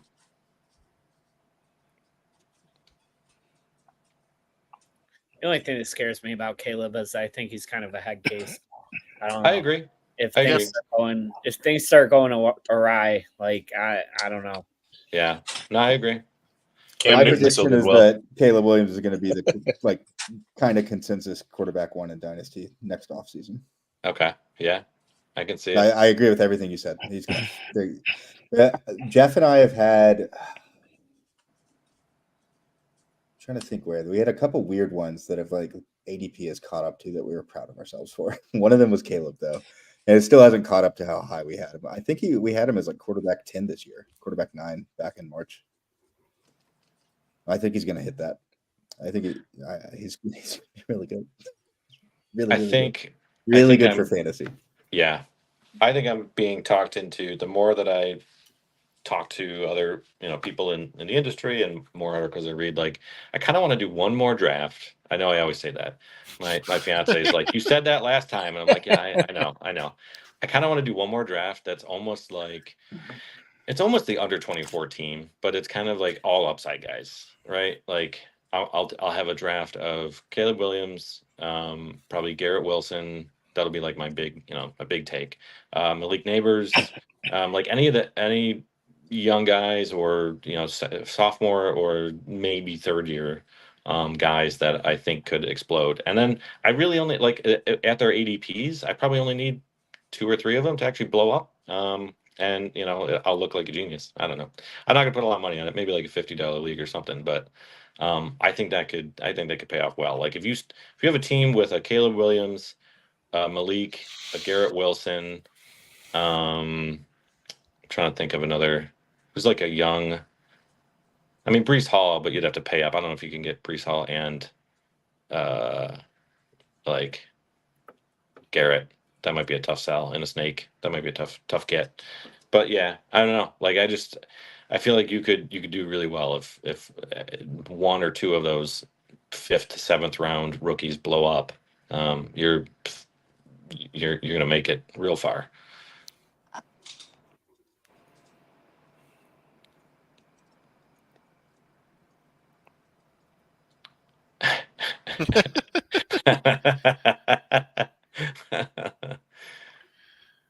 Like Betty White at 50.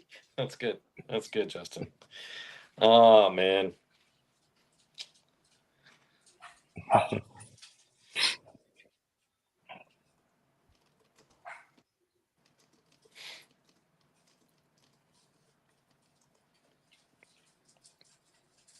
So Ronnie, who's your Nico this year? Like, who's your flag plant? Is it Jalen Wright?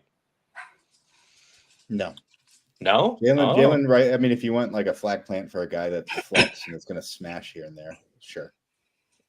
I really only hold on. Let me think for a second. I like to dig deep for people. I don't think a few of the guys I like haven't been nominated yet, so I'll tell you later. Okay. Okay, cool. No, that's fair. That's fair.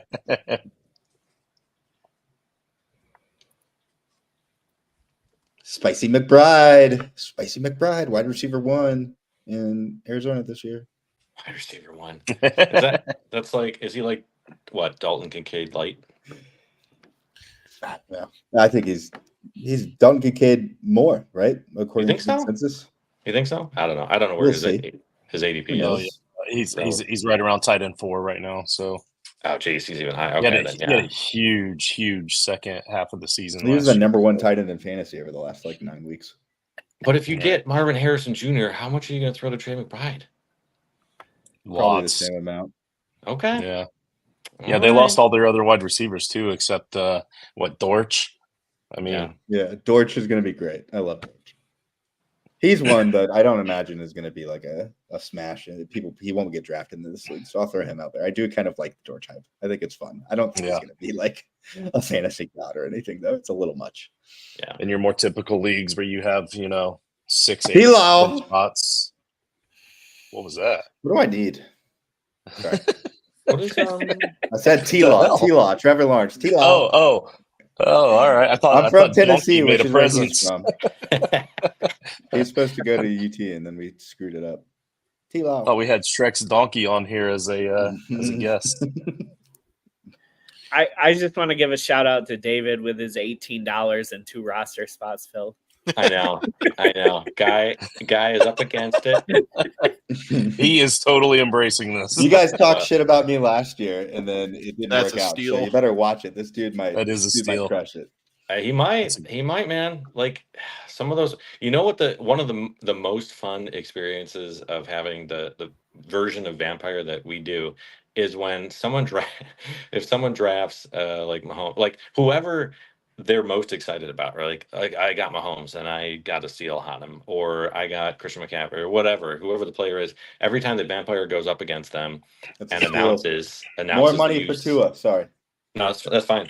But whenever someone goes up against Vampire and he announces his use on like their star player, they now have to suddenly root against that player. It's very because they don't want him to do well, because every point he gets is another point away from their score. So it's a really weird dynamic that it creates when. So is there any way for me to lose Cloak? What do you mean lose it? Like there's no mechanism where I should just have it every week, and if I want to do that, I can do that. Yeah. Absolutely. It's so dumb. I got my second favorite ability. I got my favorite ability last year. I love Cloak. That's great. You just straight up. It's just wits against the field. Mm-hmm. Yep. You will have no problem here. You'll dominate it when you play against me. That's for sure. Well, I mean, my team might end up being terrible. I'm not actually super enthused with how it's gone so far. But yeah, Cloak. I mean, Cloak is. It'll be interesting. So, Ronnie, if that's your approach, you've got that's like without even knowing it or without even trying, you're kind of making a two-prong approach right there. So you're giving yourself an advantage because you now protect every power that you ever get, right? Like if you keep it every year or every week of the season, if you keep your cloak power and you don't trade it away, not only are you giving yourself an advantage because you're protecting anything that you gain, nobody else has the ability to protect themselves, right? So like everyone then becomes vulnerable to whatever power they're playing against. If they go to And- you and they ask for your power and you're like, no, I'm keeping it this week, and you That just makes do that. Yeah, that makes like, me a lot better too, because if we know Ronnie's not trading, guess who they're Right. coming to? right. Yeah, no, right. So Exactly. please, Ronnie, stick with that plan. Yeah, that makes Help us both neutralizer. Yeah. out. Yeah. So there's so much, like, everything is connected in some way, shape, or form, and the decisions that, like, Ronnie making that decision turns neutralizer like into a more valuable commodity because it's one of the only defensive powers now that someone might trade. So like, it's those kind of things that come up, just based. There's nothing that we could do, like that Chris and I could do to plan I for that. want to let you know there's no way I can make it through the season without trading it. Oh no, I don't think you can. Someone's gonna No. yeah, someone's gonna offer you something that's too good to pass up, or like, you're going into your bye week hell, and you just, there's no point. You're not gonna win this week or something, and you're like, yeah, I'm gonna get something out of this, and you'll trade it. So yeah. Dude, this is a steal. This guy might be the tight end one this year. We do have the schedule out, right? Yes, schedule is finalized. Did that All right. around 2:00. So make sure you did that, Chris, before you put me up against you in week 14 or 6. I don't know if you guys can see my bye weeks here to the far right. Every player I have is 14 or 6. Interesting. I need a power for that. What do I got? Just trade away voodoo, right? Yeah. Like, so you may not be able to go for the week 14 idea. No, I'm pretty well screwed. Didn't think about that one. for that. But you can certainly go to someone that looks like they might be going that approach, and you can, like, if you're like, okay, well, the week 14's idea is probably out the window for me, so I do need to focus on having a good season or trying to win weeks. You could go to someone who probably is in the running for the week 14 idea and just say, listen, I have no interest in going for the week 14 highest points, so I'll trade you voodoo power in week 14 for whatever XYZ, for and keep in mind, the whatever value someone attributes to a power in a particular week doesn't mean it has to be the same value every week. Week 14 powers go for a lot, right? A lot of money, because someone can completely punt a season and still make the playoffs just by making deals for that week. So, just because you got a power or were able to rent something for $15 fab or something like in week 2, that same trade could cost a lot more in week 14. So if you know someone's going for week 14, you could probably charge a pretty penny and get some pretty good stuff out of it. That's wild. That's wild. I'll take it. People are gonna get mad about that. Jerome Ford, $3. How many weeks? Well, he's probably in there for at least 9-10, right before Chubb comes back, and if Chubb will be back before that. Yeah, I'm thinking maybe 3 or 4. I mean, dude's already, but I know they've been talking about it forever, but squatting 500 already. So, but he's out for at least 4 weeks. Yeah. Is he definitely? He's on the pup, so yeah, he's out for at least 4 weeks. Is he going to be the same though? I mean, there's just no way. 2 times to the same knee. He won't be the same because he's old anyway, but he'll still be good. 80% of what he used to be is still probably an RB2. Yeah. It's probably true. And I bet he's probably 90% of what he used to be. Starting running back in Singletary at $6, and I still feel like that was probably too much. Yeah. No, it wasn't. It was a little while ago, but I want to say I overpaid for Tua, but that's what happens when you wait for the last quarterback in the tier. Yeah. Yep. I've been there. This is one of the guys I wanted. Shit.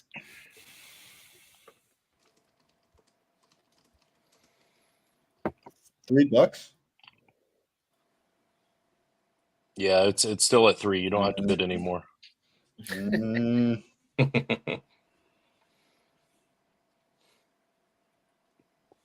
good. I gotta look at Chris's. Chris, you haven't done like anything in a lot because you only have $11. But I gotta look at your team to see. Okay, well that's why. All right, that's a dope team. I don't There's think the you can Philly complain. stack, which I'm not thrilled with, but maybe I can make some deals too. But man, I mean, I know. I'm really happy, right? that's good. It's Yeah. that's gonna. You might also be a target Oh, for hey, you know. some vampiring and some voodooing. So, Oh no, I guess they'll just get neutralized. oh yeah, that's true. How terrible. Yep, that is correct. Yeah, I mean that's a great strategy. So if you're like neutralizer or cloak, like Ronnie, and you have an awesome team, you can just ride that and protect it. You know, Great snag That's a right great there deal. for T. Higgins. Yeah, that I is thought a about good it. deal. Got I swear I really thought close I to saw hitting the you button. bid there, Justin. Yeah, I'll leave my opinions to myself then. Dude sucks. Never mind, I couldn't leave it to myself. You know how players Yeah. have fan clubs? Like Justin has the opposite for T. Higgins for whatever reason. Yeah, Well, because I he got guess I'll tell you one of of the his guys. fantasy points last week in weeks 15 and 16. 80% of them was during the fantasy playoffs last year. 80% of his points for the entire season, and everybody thinks that he can suddenly catch a football.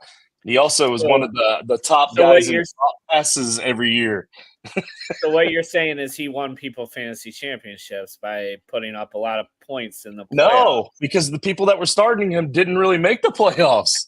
my home league does have 8 of 12 teams make the playoffs. That's the only reason it happened in my league. And of course I'm upset. I'm bitter because I was the 1 seed that got beat by that 8 seed. So that's why I hate. That's the real reason I hate T. Higgins. Mount Ronnie. Oh, my bad. There it is. There's that one. All right, fuck it. You know what? I'll go with you, computer.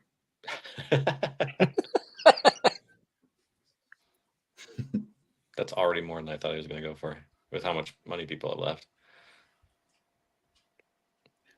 Some people were smart with their money. I was not. No, I mean, well, depends on how you look at it. This is Michael's crab butt. It's Mike. He's Wraith this year. He is Wraith. Did not mean to click that. Shit. Oh, you got bailed out. That is a good feeling when you're like, whoa, that's above me. Oh, thank God someone else bid. Like that's a good feeling. He puts in for 18 anyway. Then he goes more. He still goes more. What are you doing? I didn't mean to do that, but let's go sure. another $1. He was just hoping they were watching so that they would. That's one of my guys. Let's go. Fucking all right, bang it in, baby. That's the tight end 1. That's my call. The tight end 1 for the year. I've been pounding the drum for him since he was a rookie, and now that he is the number 1 target on that fucking offense, if Josh Allen is worth $69 fucking or whatever they paid in the year, then Dalton Kincaid is going to finish with like 7 gazillion targets and 1,400 yards. It's going to be great. He's going to be good. He's a top 3 tight end. I'm really bullish on him. I like it. I like the bold prediction. As a Bills fan, I am really hoping you're right. Yep. I'd love that for him. I mean, he seems like a good dude. He's obviously a crazy talent, and we need somebody to step up. I mean, I think Keon Coleman's going to get there. I don't know if it's going to be this year. Well, I saw the reports where they were like, oh, Dawson Knox is gonna he's gonna play a lot of snaps, and I was like, yeah, good, and he's fucking blocking. That's great. Yeah. Don't sleep on Samuel this year, though. I've got Samuel in a lot of spots. I like him too. I worry about his toe, though. Yeah, exactly. Turf toe. I feel like he's got the game that can, like, when Allen's scrambling, he can just get open. Are you talking? So you're thinking he's like a Julian Edelman, Cole Beasley thing? Kinda, yeah. I just feel like when Allen's doing his thing, you need guys who are going to scramble and like break route and just find a way to get open and find Allen. And yeah, I feel like you're right. Got that type of game. Yeah, you're probably right. I'm hoping you're right. I mean, we need another one of those because there's going to be a lot of broken plays. I just have a feeling with this receiving group, there's going to be a lot of those. No, that's a fun one. That guy's gonna pop. I bet you he goes for half of what Kincaid went for. Didn't we? Where did I snag him? I snagged him somewhere. Oh, I'm in a. Did anybody else do? I don't know if you're part of Football Guys, if you got the sub, but they have the Football Guys Bowl is the first time this year they're doing it. It's a free league, but it's only for subscribers, and they're doing like a beta run of this. But I was able to grab Ingram. It was a snake draft. I think I got him in like round 7. Do I have I him like in Ingram a ranked? lot. I mean, he's going to get a shit ton of targets. Yep, but I do like He Brian might be Thomas. tight end last year.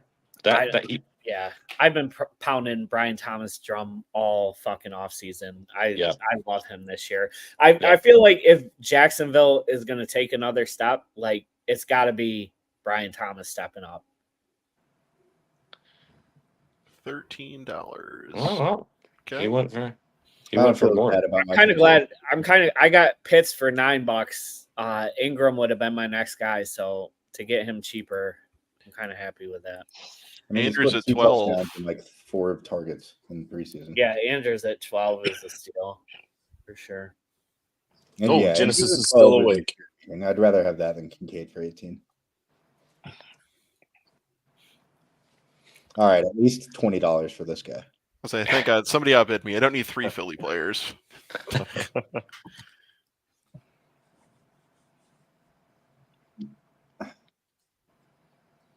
I'll tell you This one of guy my guys. looks- I don't think I'm going to bid him. Actually, you know what? I'll nominate him next. Oof, this one. So, all right, I'll wait in suspense for that pick, Ronnie. But in the meantime, this is one like Najee is just I can't get behind him this year. I was so worried about Pittsburgh, one sucking and that offensive line sucking, and Jalen Warren, in a time or a RBBC. CPAT, man. I just can't. I don't know if I take him, as my RB3 even and feel good about it. So I think the offensive line will be a little better this year, but the thing that scares me even more is Arthur Smith over there. Like I could see them giving fucking Cordell Patterson a good chunk of carries. There he is. There he is. Steelers fan. He got his guy. Oh, God. Good for you, Genesis. Good for you. Hey, listen, gosh, as much as I hate him, I mean, $7 is if he sucks, at least you only spent $7, right? Like, but he could pay off more than a guy that went twice the price. Isn't $7 like 80% of his auction money? Pretty close. Well, certainly what he had left. Yes. So we'll see, man. He had $75. He had $7. That's like 10%. So let's see. So his max bid that he could do anymore is $3. And he still needs 9 players. That is something. I don't know, man. If I didn't see Ronnie do what he did last year, we would have had to change Vampire quite a bit this year. But it worked. Like it can work. I don't know. Like I don't want to nerf something or make something weaker. If I know it can already be like wildly successful. It doesn't, So Ronnie ruined that for the rest of us. Kinda, yeah. He almost did too well with it. Then I ran away. See you later.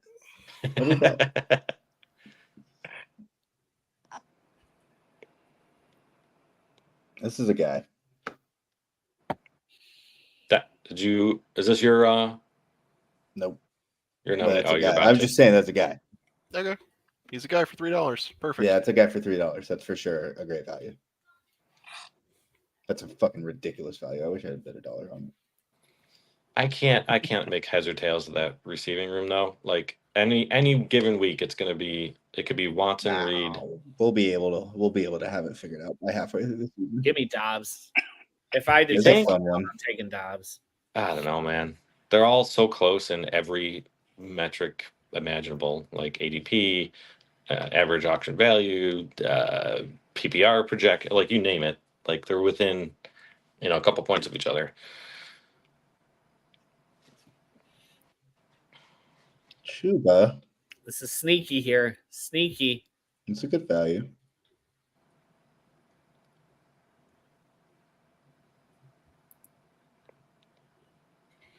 I gotta think now.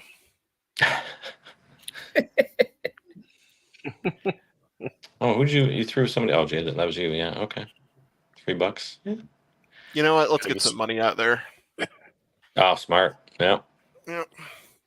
And God forbid I will take him for $1. I was gonna say. Yeah, there's no way. Oh, there he goes. Good old David. That's his max bid. So if you want him, all you have to do. Just go, yeah, there it goes. There it is. Poor guy. Well, we love you, David. Yeah. David, you can get some guys off the waiver wire. Oh wait. Oh, he has no fab either. He has 0. Yeah. Which one's David? He is Genesis. Yeah, he's Genesis.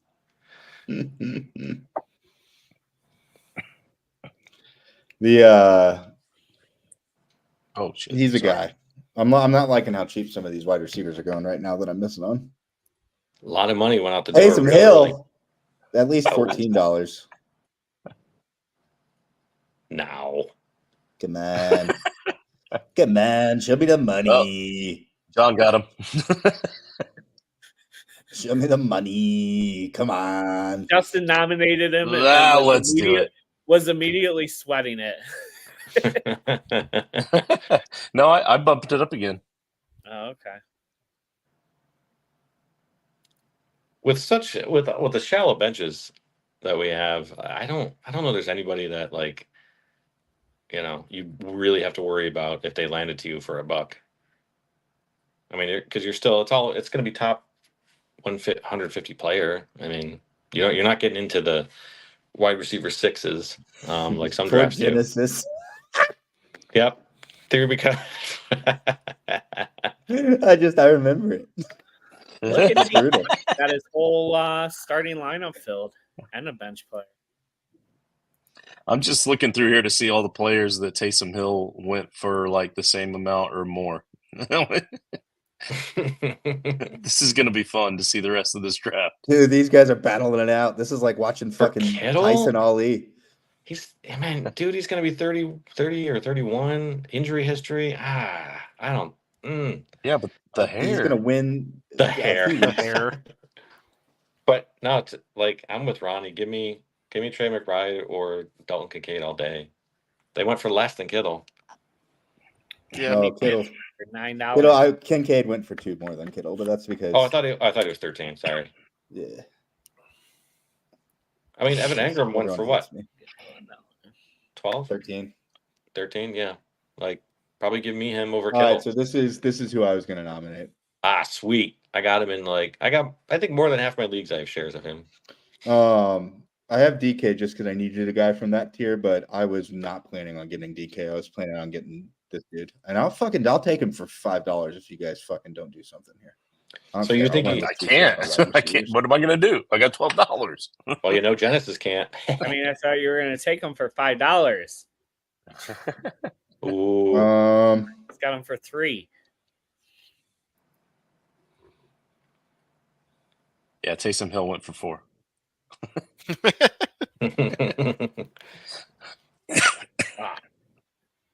I really didn't expect to get him there. Like that hurts. As a Rams fan and a Michigan fan, I took a Seattle, no one gonna bid on Ohio State guy. Enjoy your dollar. This one's all you, Ronnie. Oh, Let's go. Thank you. Bailed out. I don't want that piece of work on my team. Nope. He's another one. I just will not draft. Although I did at the expo at draft night out at like round 10, somebody was like talking about quarterbacks. I was like, oh wait, I'm the only one that has to take it a quarterback. And I said it out loud like an idiot in the entire table, which granted we're all strangers. It was not all industry people. I didn't know who like half of them were. And they're all like, let's all take our second quarterback, and like 11 quarterbacks went from So I out of principle, I waited till my last pick, and I got Watson, Rogers, and a couple other people. What division did you draft in? Ditka. Oh, you're right outside next to us. That's right. Chris Godwin is still going for $15. He's gonna pop this year, man. I think Rodney just wants to be done. He does. Yeah. Yep. He's out. He's out. Yeah, that's On Godwin though. Jeez. Okay. All right. You do you, I guess. Yeah, but if you look at his team, that was his last player. Yeah. He's full. But man, to me, I would never want to have $15 auction dollars left over that I have to just blow. That means that I could have spent like $10 more on like, a stud somewhere. Yeah. So. And you look at it, he went super cheap on his two quarterbacks, Caleb and Jaden. Yeah, so he definitely could have put that $15 to use at up at the top tier somewhere. Fucking Justin. What? I like Kirk. Not that much though. He's the number one wide receiver on the board, in my opinion. Yeah. Yeah, and Yahoo too. Nope. It's not All right, true. time to spend some money, Big Ron. There's a couple guys I like. I just don't like this Tim's H's terrific little $25 down there. I'm trying to get all you guys under 20 and then spend money. Ooh, DeAndre Swift. What a twist.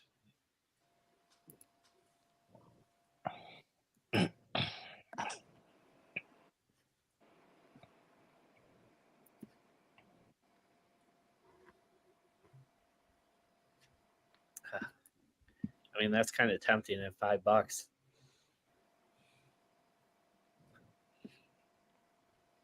I mean, he is, first string, but did I win him? Fuck. I mean, the way we're treating all of the Bears players, like they have to be one of the greatest offenses, like since the Rams' greatest show on turf, right? I mean, we're throwing all of them up there. Like, damn it! I didn't want DeAndre Swift.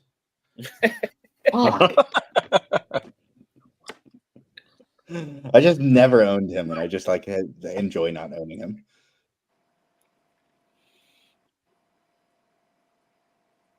That ruins my plans. I had a different guy in mind. I mean, I'm sure David would, with his three players, would be willing to trade for him. It's true. Yeah, it's true. I mean, he'll probably listen to any offers. Watch DeAndre just smash this year. I'm just like eat crow, but happily. All right.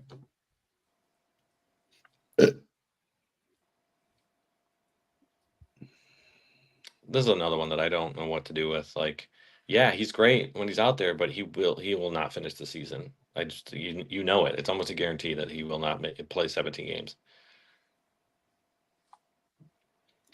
Mike, you have one player left. Just spend your $15, man.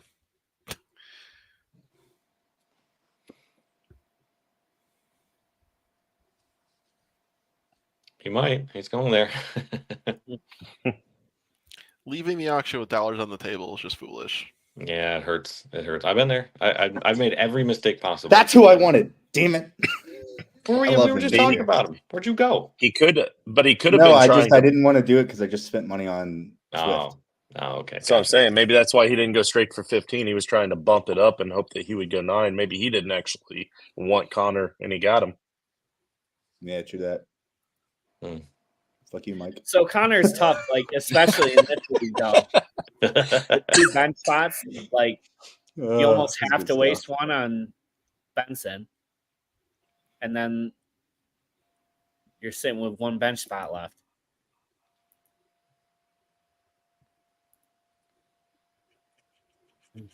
Go on, Genesis. Get your guy. Right. Let's go. This is one of my guys.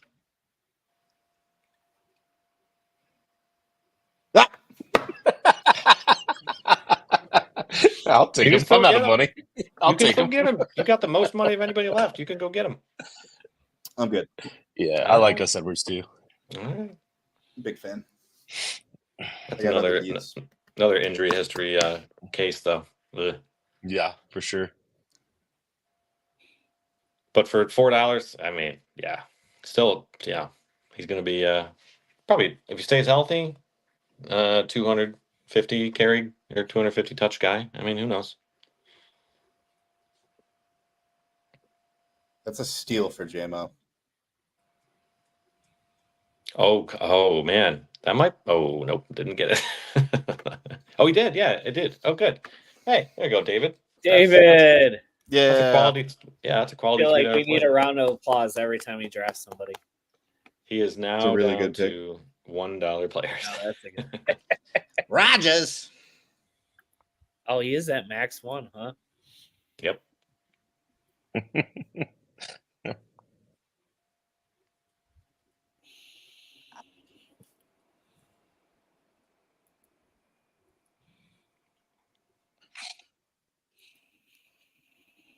I'm tired.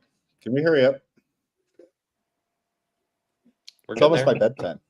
We're getting there. We got 2 teams dead. And 3 Rogers teams. for $4 is cool. $4 for 1 snap. Sale has 3 quarterbacks. One snap. Technically, it was 2 snaps, about 3 seconds apart. Yeah. Oh, nice. That's rough. Dark humor, sorry. Anyway, so my brand is Good Guy AI, and all about positivity. Let's I like go, Keenan. But I thought he was fat now or something. Keenan Allen? Really? Did you see those? There's a thread, like a narrative on Twitter last week. It was annoying. No, that's just his shoulder bone.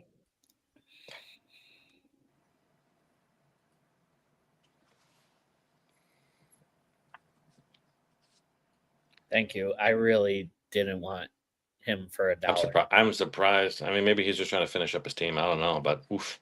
Yeah, I would not want that. That offense is going to run. I mean, I guess outside of Lamb, it's Cooks or Ferguson, right? So Yeah.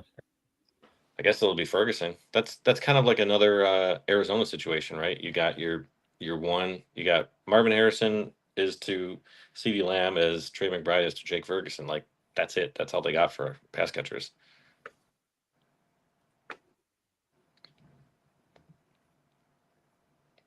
Give me 2 and for $1.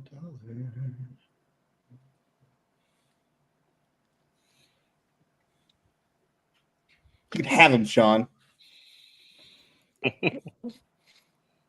And he does.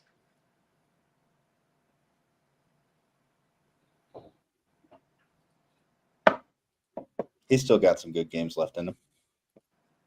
I hope so. He does not. I like a lot. Man, I don't think Hopkins does not deserve to have Will Levis as his quarterback, though. He deserves better. Like Chris and I think you and I were talking about this, like, or maybe it was one of my other, I don't know. But Devontae Adams to Buffalo, I think would be pretty. I know he's 31. I know there's a big decline, but if you can get, he doesn't need to be his 22-year-old self. He wants out of Vegas so bad. He will probably take the little money that we have to offer.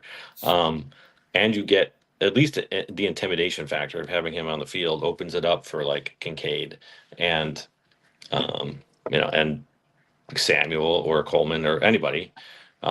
So I'm surprised they didn't at least kick the tires, make some phone calls about that. Yeah. I wouldn't hate that, I would for my Kincaid love. Right. Yeah. Like I actually think that people would be like, oh, well, I guess they don't love Kincaid as much as we all thought they did. No, I think him being there would help Kincaid even more. You can have Knox, you block, like you said. And then if you've got Coleman and Kincaid and Devontae Adams in a 3 wide receiver set, holy shit. Like, Yeah. wow, seriously. I think it's more of Vegas not entertaining it right now. I hope Rich isn't listening, but I feel like they want to pretend that they're not gonna be as bad as they are. Right. I think after a couple weeks, Adams will be on the block. They'll be ready to move them. Okay.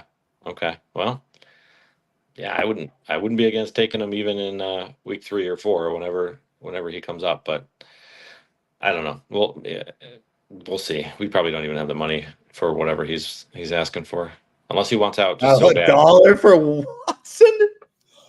What?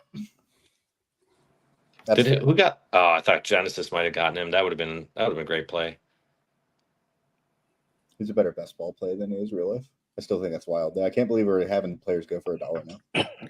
Yeah, I mean, money. But with 2 bench spots, it's like, are you ready to throw Watson in your starting lineup every week? Exactly. Yeah. I mean, I'm actually not surprised at how this draft has played out. I mean, with shallow benches, you do need to put your money into your starting roster. So a lot of guys are going to go for $1 that otherwise would not. Like this guy. Nope, never mind. I thought about it too. Ugh. No thanks. No one any shares. There's rhyme. There's reasoning behind it. You like his mustache? Yes, that's what it is. Okay. Very sexy. Good reason as any. That's all I could come up with because I think Chase Brown is probably going to take that by week 3, take that backfield over. Well, that might be the reasoning. To have Zach Moss? Yes. Why? Just Chase Brown's my guy. That's the guy I've been going for. So hopefully I can get him here. I just little backup. You want to lock up the Cincinnati backfield. A little backup plan, just in case the first couple of weeks aren't there. Got it. Just in case he was wrong all off season. Right. Yeah. And that's true. I very well could be wrong, but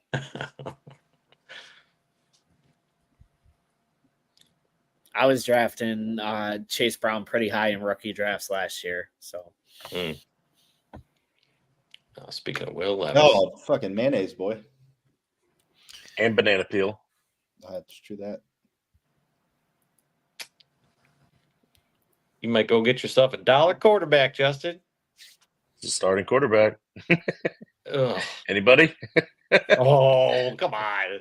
I think that's Alex. Alex, yeah. Oh my God, that's funny. I don't even know if he has any other QBs. Alex doesn't either. He's only got Hurts. That's why. Yeah. I actually really like him. Like the only thing that sucks is for this league is the -4 for touchdowns, but I think we're going to see him throw the ball like 60 times a game in that offense. Really? Like, yeah, they've built the entire team. Like the offensive linemen they went out and got are guys that are known for pass blocking, not rush blocking. They got rid of Henry. They pull in Pollard, who's another receiving down back to go along with Spears. And like in the preseason games, it's been when the number 1 offense is out there, it's very consistently heavily passing. So I don't know that they're even going to care to run the football very often. So I'm pretty excited to have them in any format. Okay. Like I said, this format scares me a little bit more, but that's also why I spent the $10 on Calvin Ridley a little bit earlier too, because I more want the receiving options if I can get them. Damn it, Ronnie! He's one of my best. I don't have any more. He's That's all the yours. problem. That's the problem with revealing your guys. I know, but I shouldn't have did that. But you were coaxing he it out tried of not me. to. You pried it. Great job. Sorry, I didn't think about what I was doing. I just had to put out there my dislike of Zach Moss. Yeah.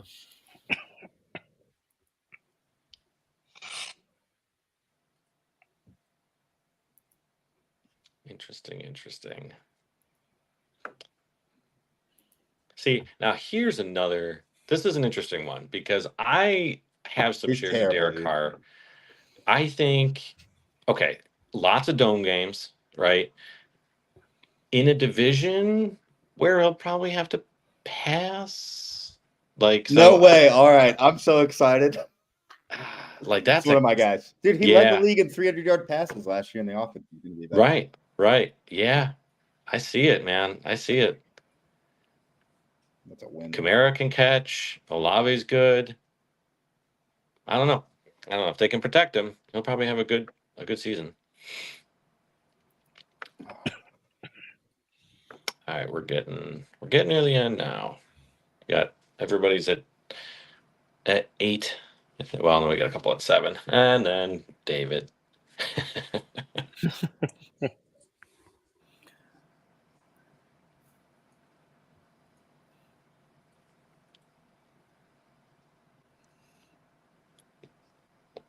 Yeah, David has more money than I do now.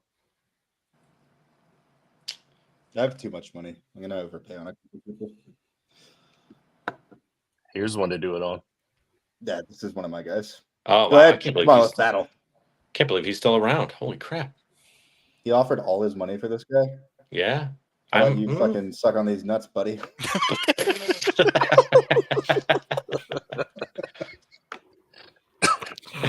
Sorry, I forgot we're streaming. My bad, boys. Yeah, I'll just make sure I rate it appropriate on YouTube. Yeah, I teach at a school. I don't want that. Yeah, so do I. So do I, Ronnie. 6th grade. and my students do watch, even though I tell them not to.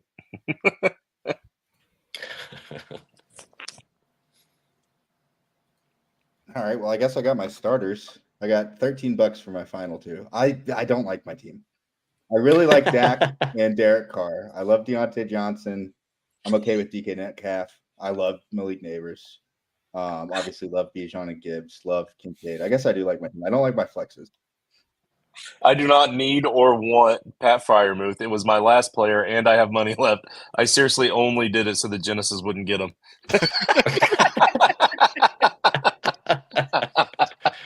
Oh, love it. Good stuff.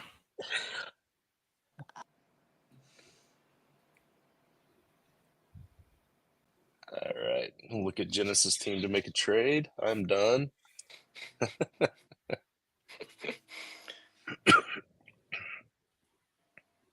Nope, don't want that. Who's up? Oh, okay.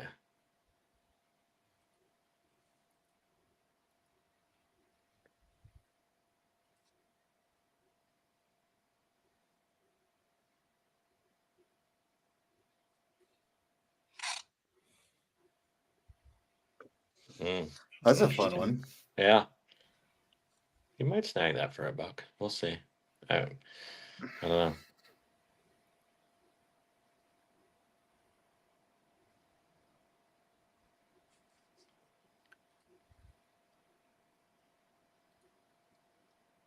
Yeah, I figured. Okay. I was looking at how much money Tim had left. I'm like, that would probably make sense to at least go to 2 on.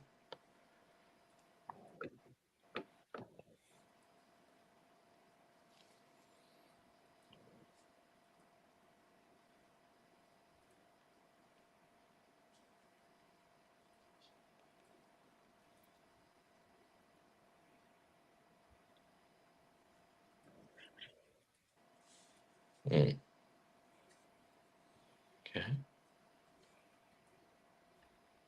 My turn, huh? Dude, who's Wizard needs? He's probably so mad at me. That is Sal. That's our today replacement guy. You'll know him. He played last year, so Was he Wraith last year? he was. Yes. Oh, the champ. All right, that makes Yes. Deontay Johnson just that much sweeter.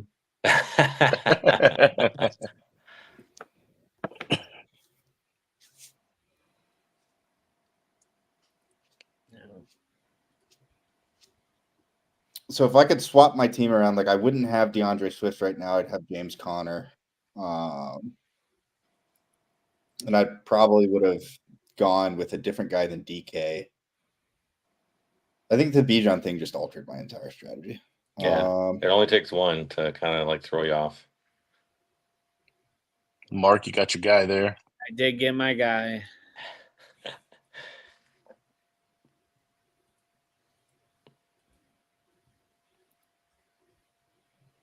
If a team puts a guy on, punt returns or kick returns, are they basically telling everybody like, he's not, he's not as much the RB1 as as people thought. So if they're willing to put him out there for kicks, punt returns maybe more so, but the kick returns I'm not as concerned about with the new rules. Like, yeah, they really might be looking at it as an advantage that's worth trying to take advantage of. But punt, yeah, that still scares me. Mm-hmm. You got gunners headed all the way down the field the whole way. Exactly.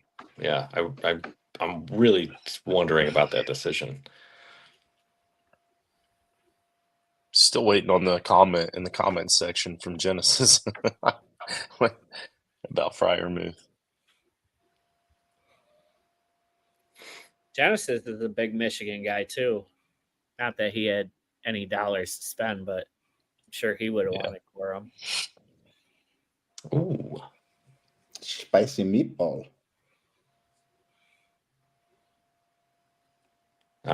Chris, can't do it, huh? Can't do it, sir. Yeah. No, I don't have to. I mean, I could just drive the price up so he can spend his money. It's true, but yeah, that's the end of it. So now he's full. It's getting down to where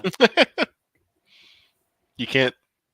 Genesis is down to just dollar players. So well, he has been, but I think everybody else is too. So like as soon as you would nominate a guy for $1 and nobody else can bid $2, then you just instantly get him. They don't count the clock down. At least that's how it used to be.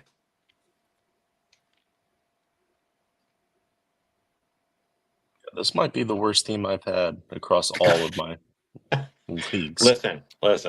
I really hate auctions. This is the league to have a crappy team in because you can actually do something about it. Like powers go a long way to making a crappy team not crappy. So just remember that you can dig yourself out of a draft hole pretty easily in this league. I've seen it happen, Ronnie. Powers are powerful, man.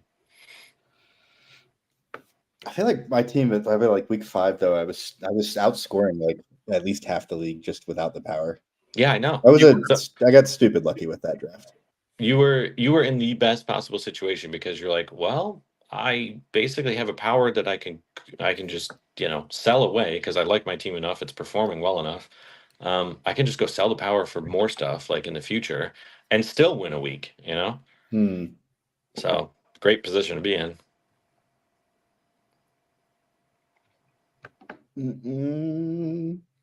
Well, we'll see.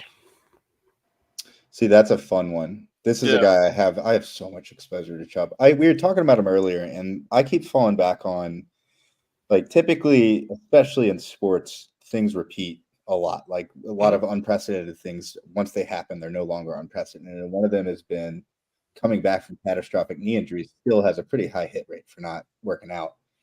But I'm just like, man, if there's anyone in the NFL to pull an AP, it's Nick Chubb.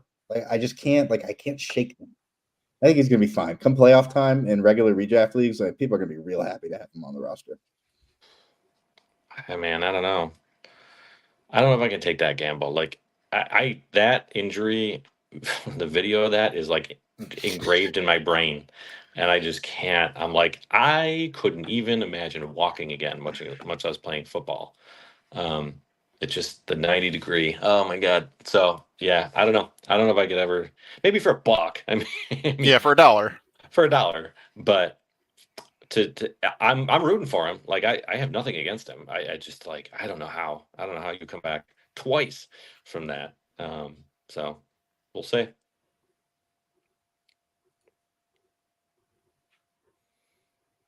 Cool. everybody spent their money early, so lots of dollar values going around right now. This is a really good nomination right here. Yeah, I'm probably dropping Zach Moss at this point. Well, especially because you got, yeah. No, he didn't. I only spent $2. That's right. You got sniped on Chase Christ. Brown. Well, you can go make a trade. There you go.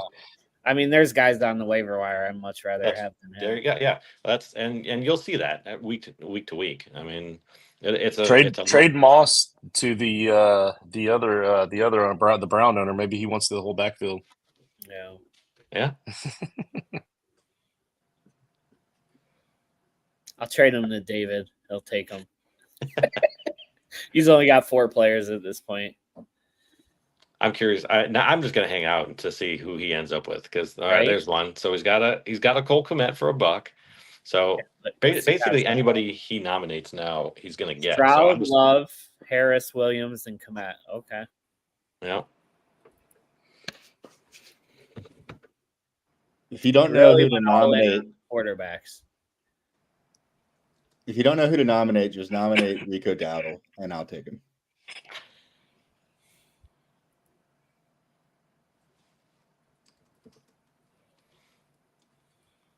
I want that little. He's the new muscle hamster. The new muscle hamster, man. I haven't heard that name in a long time. What? I mean, how many seasons did he just like quietly retired?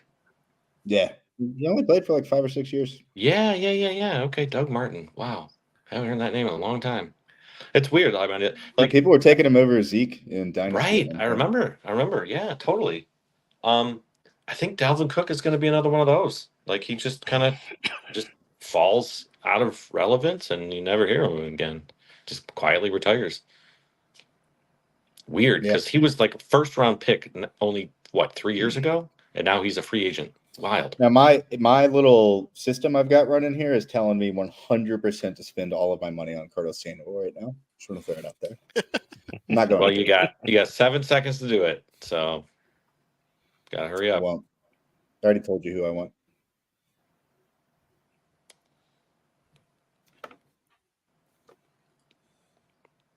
Anybody got Max higher than me right now?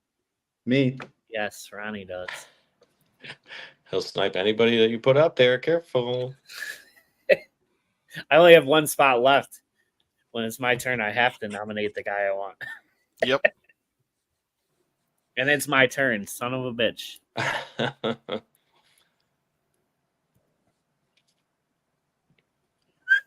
All right, I'm between this guy and one other dude. I'm just gonna stay away, Ronnie. I'm gonna think about it for a second. Stay away, Ronnie. I'm thinking.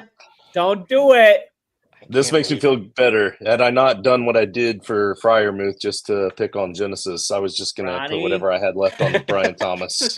Be a good guy. Oh man. No, you can't be a good guy. You can't go against your brand. I can't. Let's go. You suck, Ronnie. God damn it. It's only because I'm really strong at running back and I'm not as much at wide receiver, so I need that insurance. But you are now. I want to throw you a little bone here. Just go do that for Rico Dowdle. He's gonna fucking be fine this year for fantasy. That one hurt. That was the best moment of the show.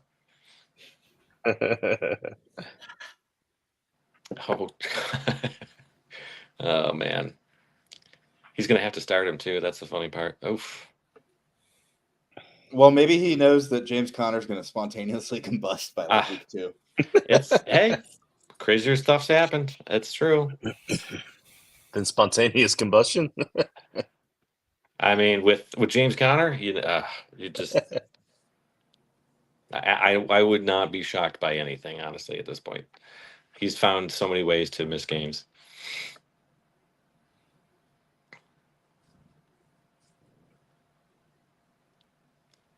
Who's left here? Who needs somebody? Mark needs 1. Alex needs a couple. And then it's Genesis, so that's it.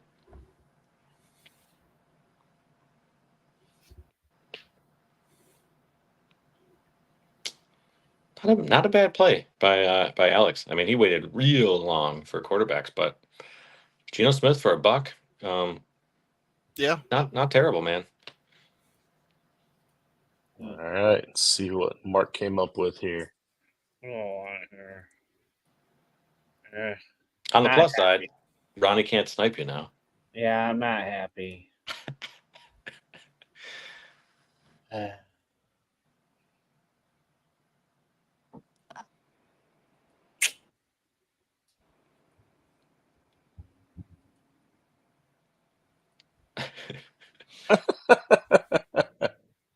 This is great. Oh, what a team. What a team he's got. I feel like had he done Lad McConkey, then Ronnie might have bumped it up $1. Oh wait, Ronnie's He can't. Ronnie's Yeah, he done can't. too. He's Oh, done. yeah. Left some money on the board.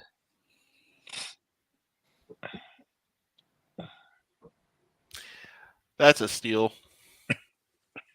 Justin, It- you lost a couple I mean, bucks. isn't he like tight end 5'6"? Yeah, that is kind of a steal.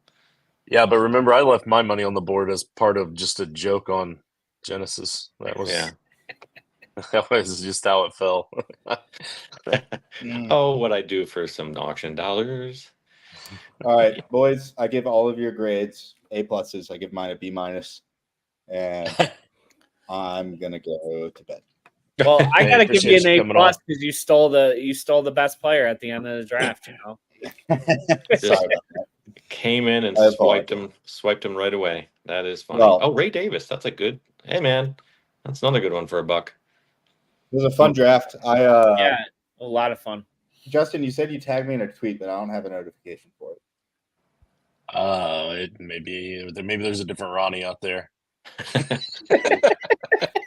And All he's right. wondering what the heck is this about? Yeah. At Ronnie A. Evans. Yeah. Darwin and IE A. Evans. Yeah. Yeah, What I'm did you following say? you. The toilet style. I just sent the show here, the YouTube link. You tagged me or texted me? I tagged you in it. Or I've got you. I mentioned you in the comment of it. Here. On Twitter or what? Where? From the Toilisted Titles Twitter account. Oh, okay. I was looking at your. Yeah, not mine. What? I don't have a notification from it for it. Hold on. Toilets. Yeah, I see it. 2 hours ago. titles. First of all, I was Yeah. already following you guys. What the hell? Second of all, Then 4 seconds later, he just tags them again. It's all good. that's so weird. I don't have you muted. I don't have. Huh. All right. Well, It's all good. I All right, definitely- man. I appreciate you coming on, though. Twitter doesn't want This us to was be fun. friends, but I'm not going to listen to it. All right. We're friends. All right. Thanks for having me on, guys. Good drafting. Yeah, it was good fun. Sir, stuff. you too. Have a good night. All right. Y'all too.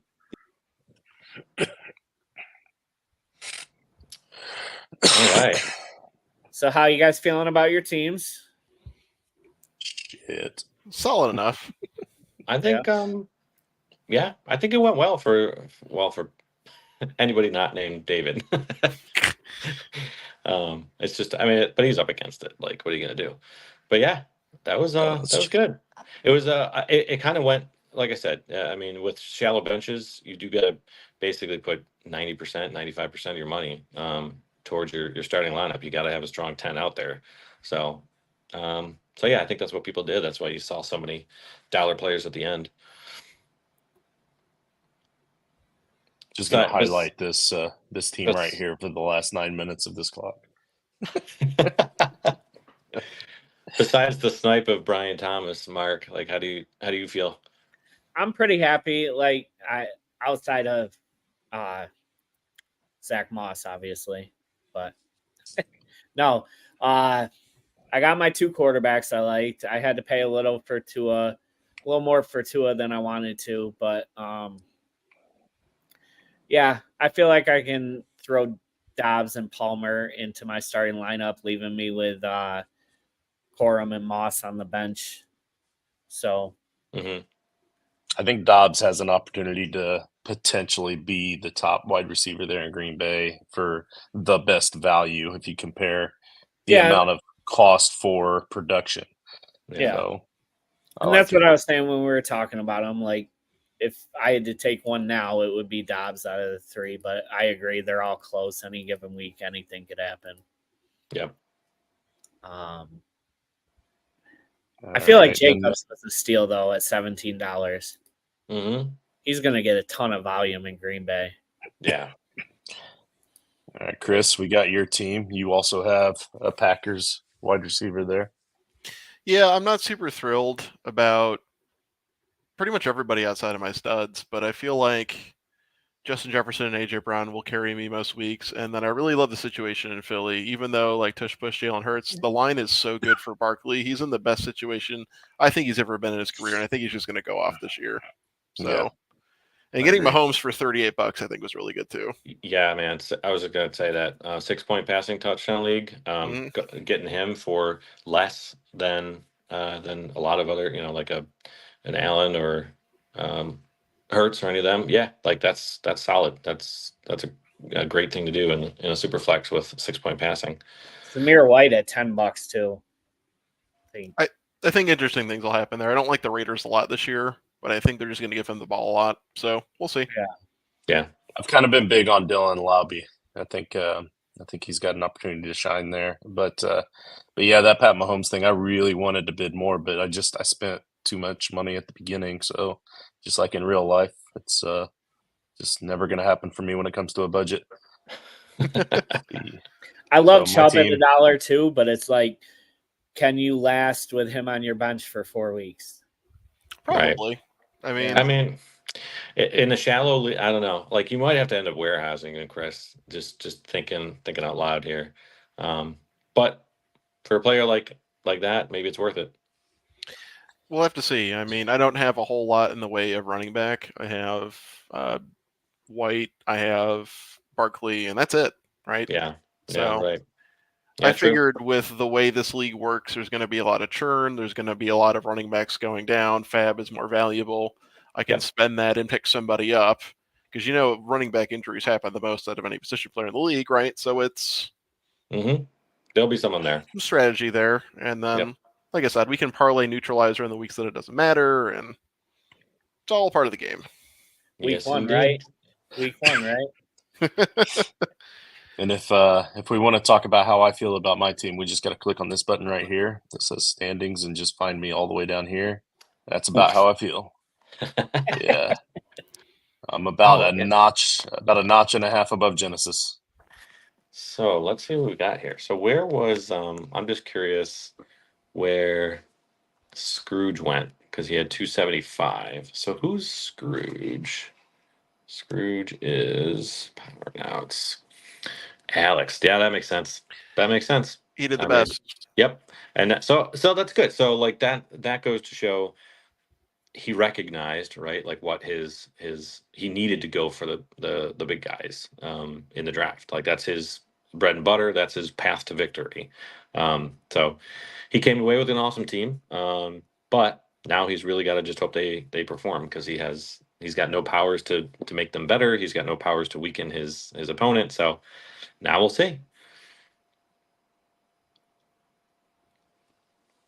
Yeah. I mean, Tyreek, St. Brown, and Christian McCaffrey, that's a hell of a three. Yeah. And maybe he feels like he could still win without one of them because his team is so strong. So maybe he's willing to start renting, right away. So if he thinks he can win, I don't know, maybe he thinks one of those guys has a bad match. I mean, they're really pretty much matchup proof. So I don't know if you could really say they have a bad matchup, but if he thinks so, he might say, "Oh, I could probably still win. My team, looking at my opponent, I could probably still win without one of these guys. I'll go rent him and try to get something for him, So cool. I have another draft going on at the same time here, so we're. Did you really? Oh my god, I don't know how you do that. Yeah. Especially you want some back seat in there? You got 3 adequate minds. Oh no, I'm good now. I just I made my Najee Harris pick in the 8th round as my RB4 because I typically always go very running back heavy in redraft. So So it's super flex. I've got Lamar again. I think Lamar is going to be the QB1 at the end of the season. If you compare the schedule to, obviously rushing quarterback, we got to hope he stays healthy. But so I've got Lamar and Stafford, and then I've got a stack for both of them. I also have Mark Andrews and Puka, and then my 4 running backs are Devon Achane, Alvin Kamara, Stevenson, and Harris. So when it loops back around here, it's going to be a little while because I'm at the 803. So my next pick is the 910. If they continue to draft based off of sleeper ADP like they have been for the most part, then by the time it gets back around to me, I'm hoping for 2 of the 3 between Brian Thomas and Jameson Williams and Keon Coleman. So hopefully 2 of those 3 will still be around there when they loop around. So I'm feeling pretty good about it. Brian Thomas, too soon, Justin. Too soon. Brian, that soon? Like in the 9th? No, dude, I just got sniped from him. I'm saying it's too soon to be talking about him right now. Oh, no. All right, fellas, we need to get off here, man. I think we all need to get to bed. So appreciate you guys coming on, guys. Thank you so much for having us. This is the most we've had a chance to talk about the league, and I hope some of your viewers kind of like what we're doing here and want in next year, because if we got enough interest, we will happily do 2. We're ready to ramp it up. So let's do it. For sure. Absolutely. And then 5 years, the first ever auction draft we've ever had on the show. So there you go. That's fun. Yeah. Good stuff. Cool. All right. Well, have a good night, everybody. If you're still watching after all this time, then that means you obviously love and support. So please show that support at patreon.com/toilets and titles. And we'll see you guys next time. All right.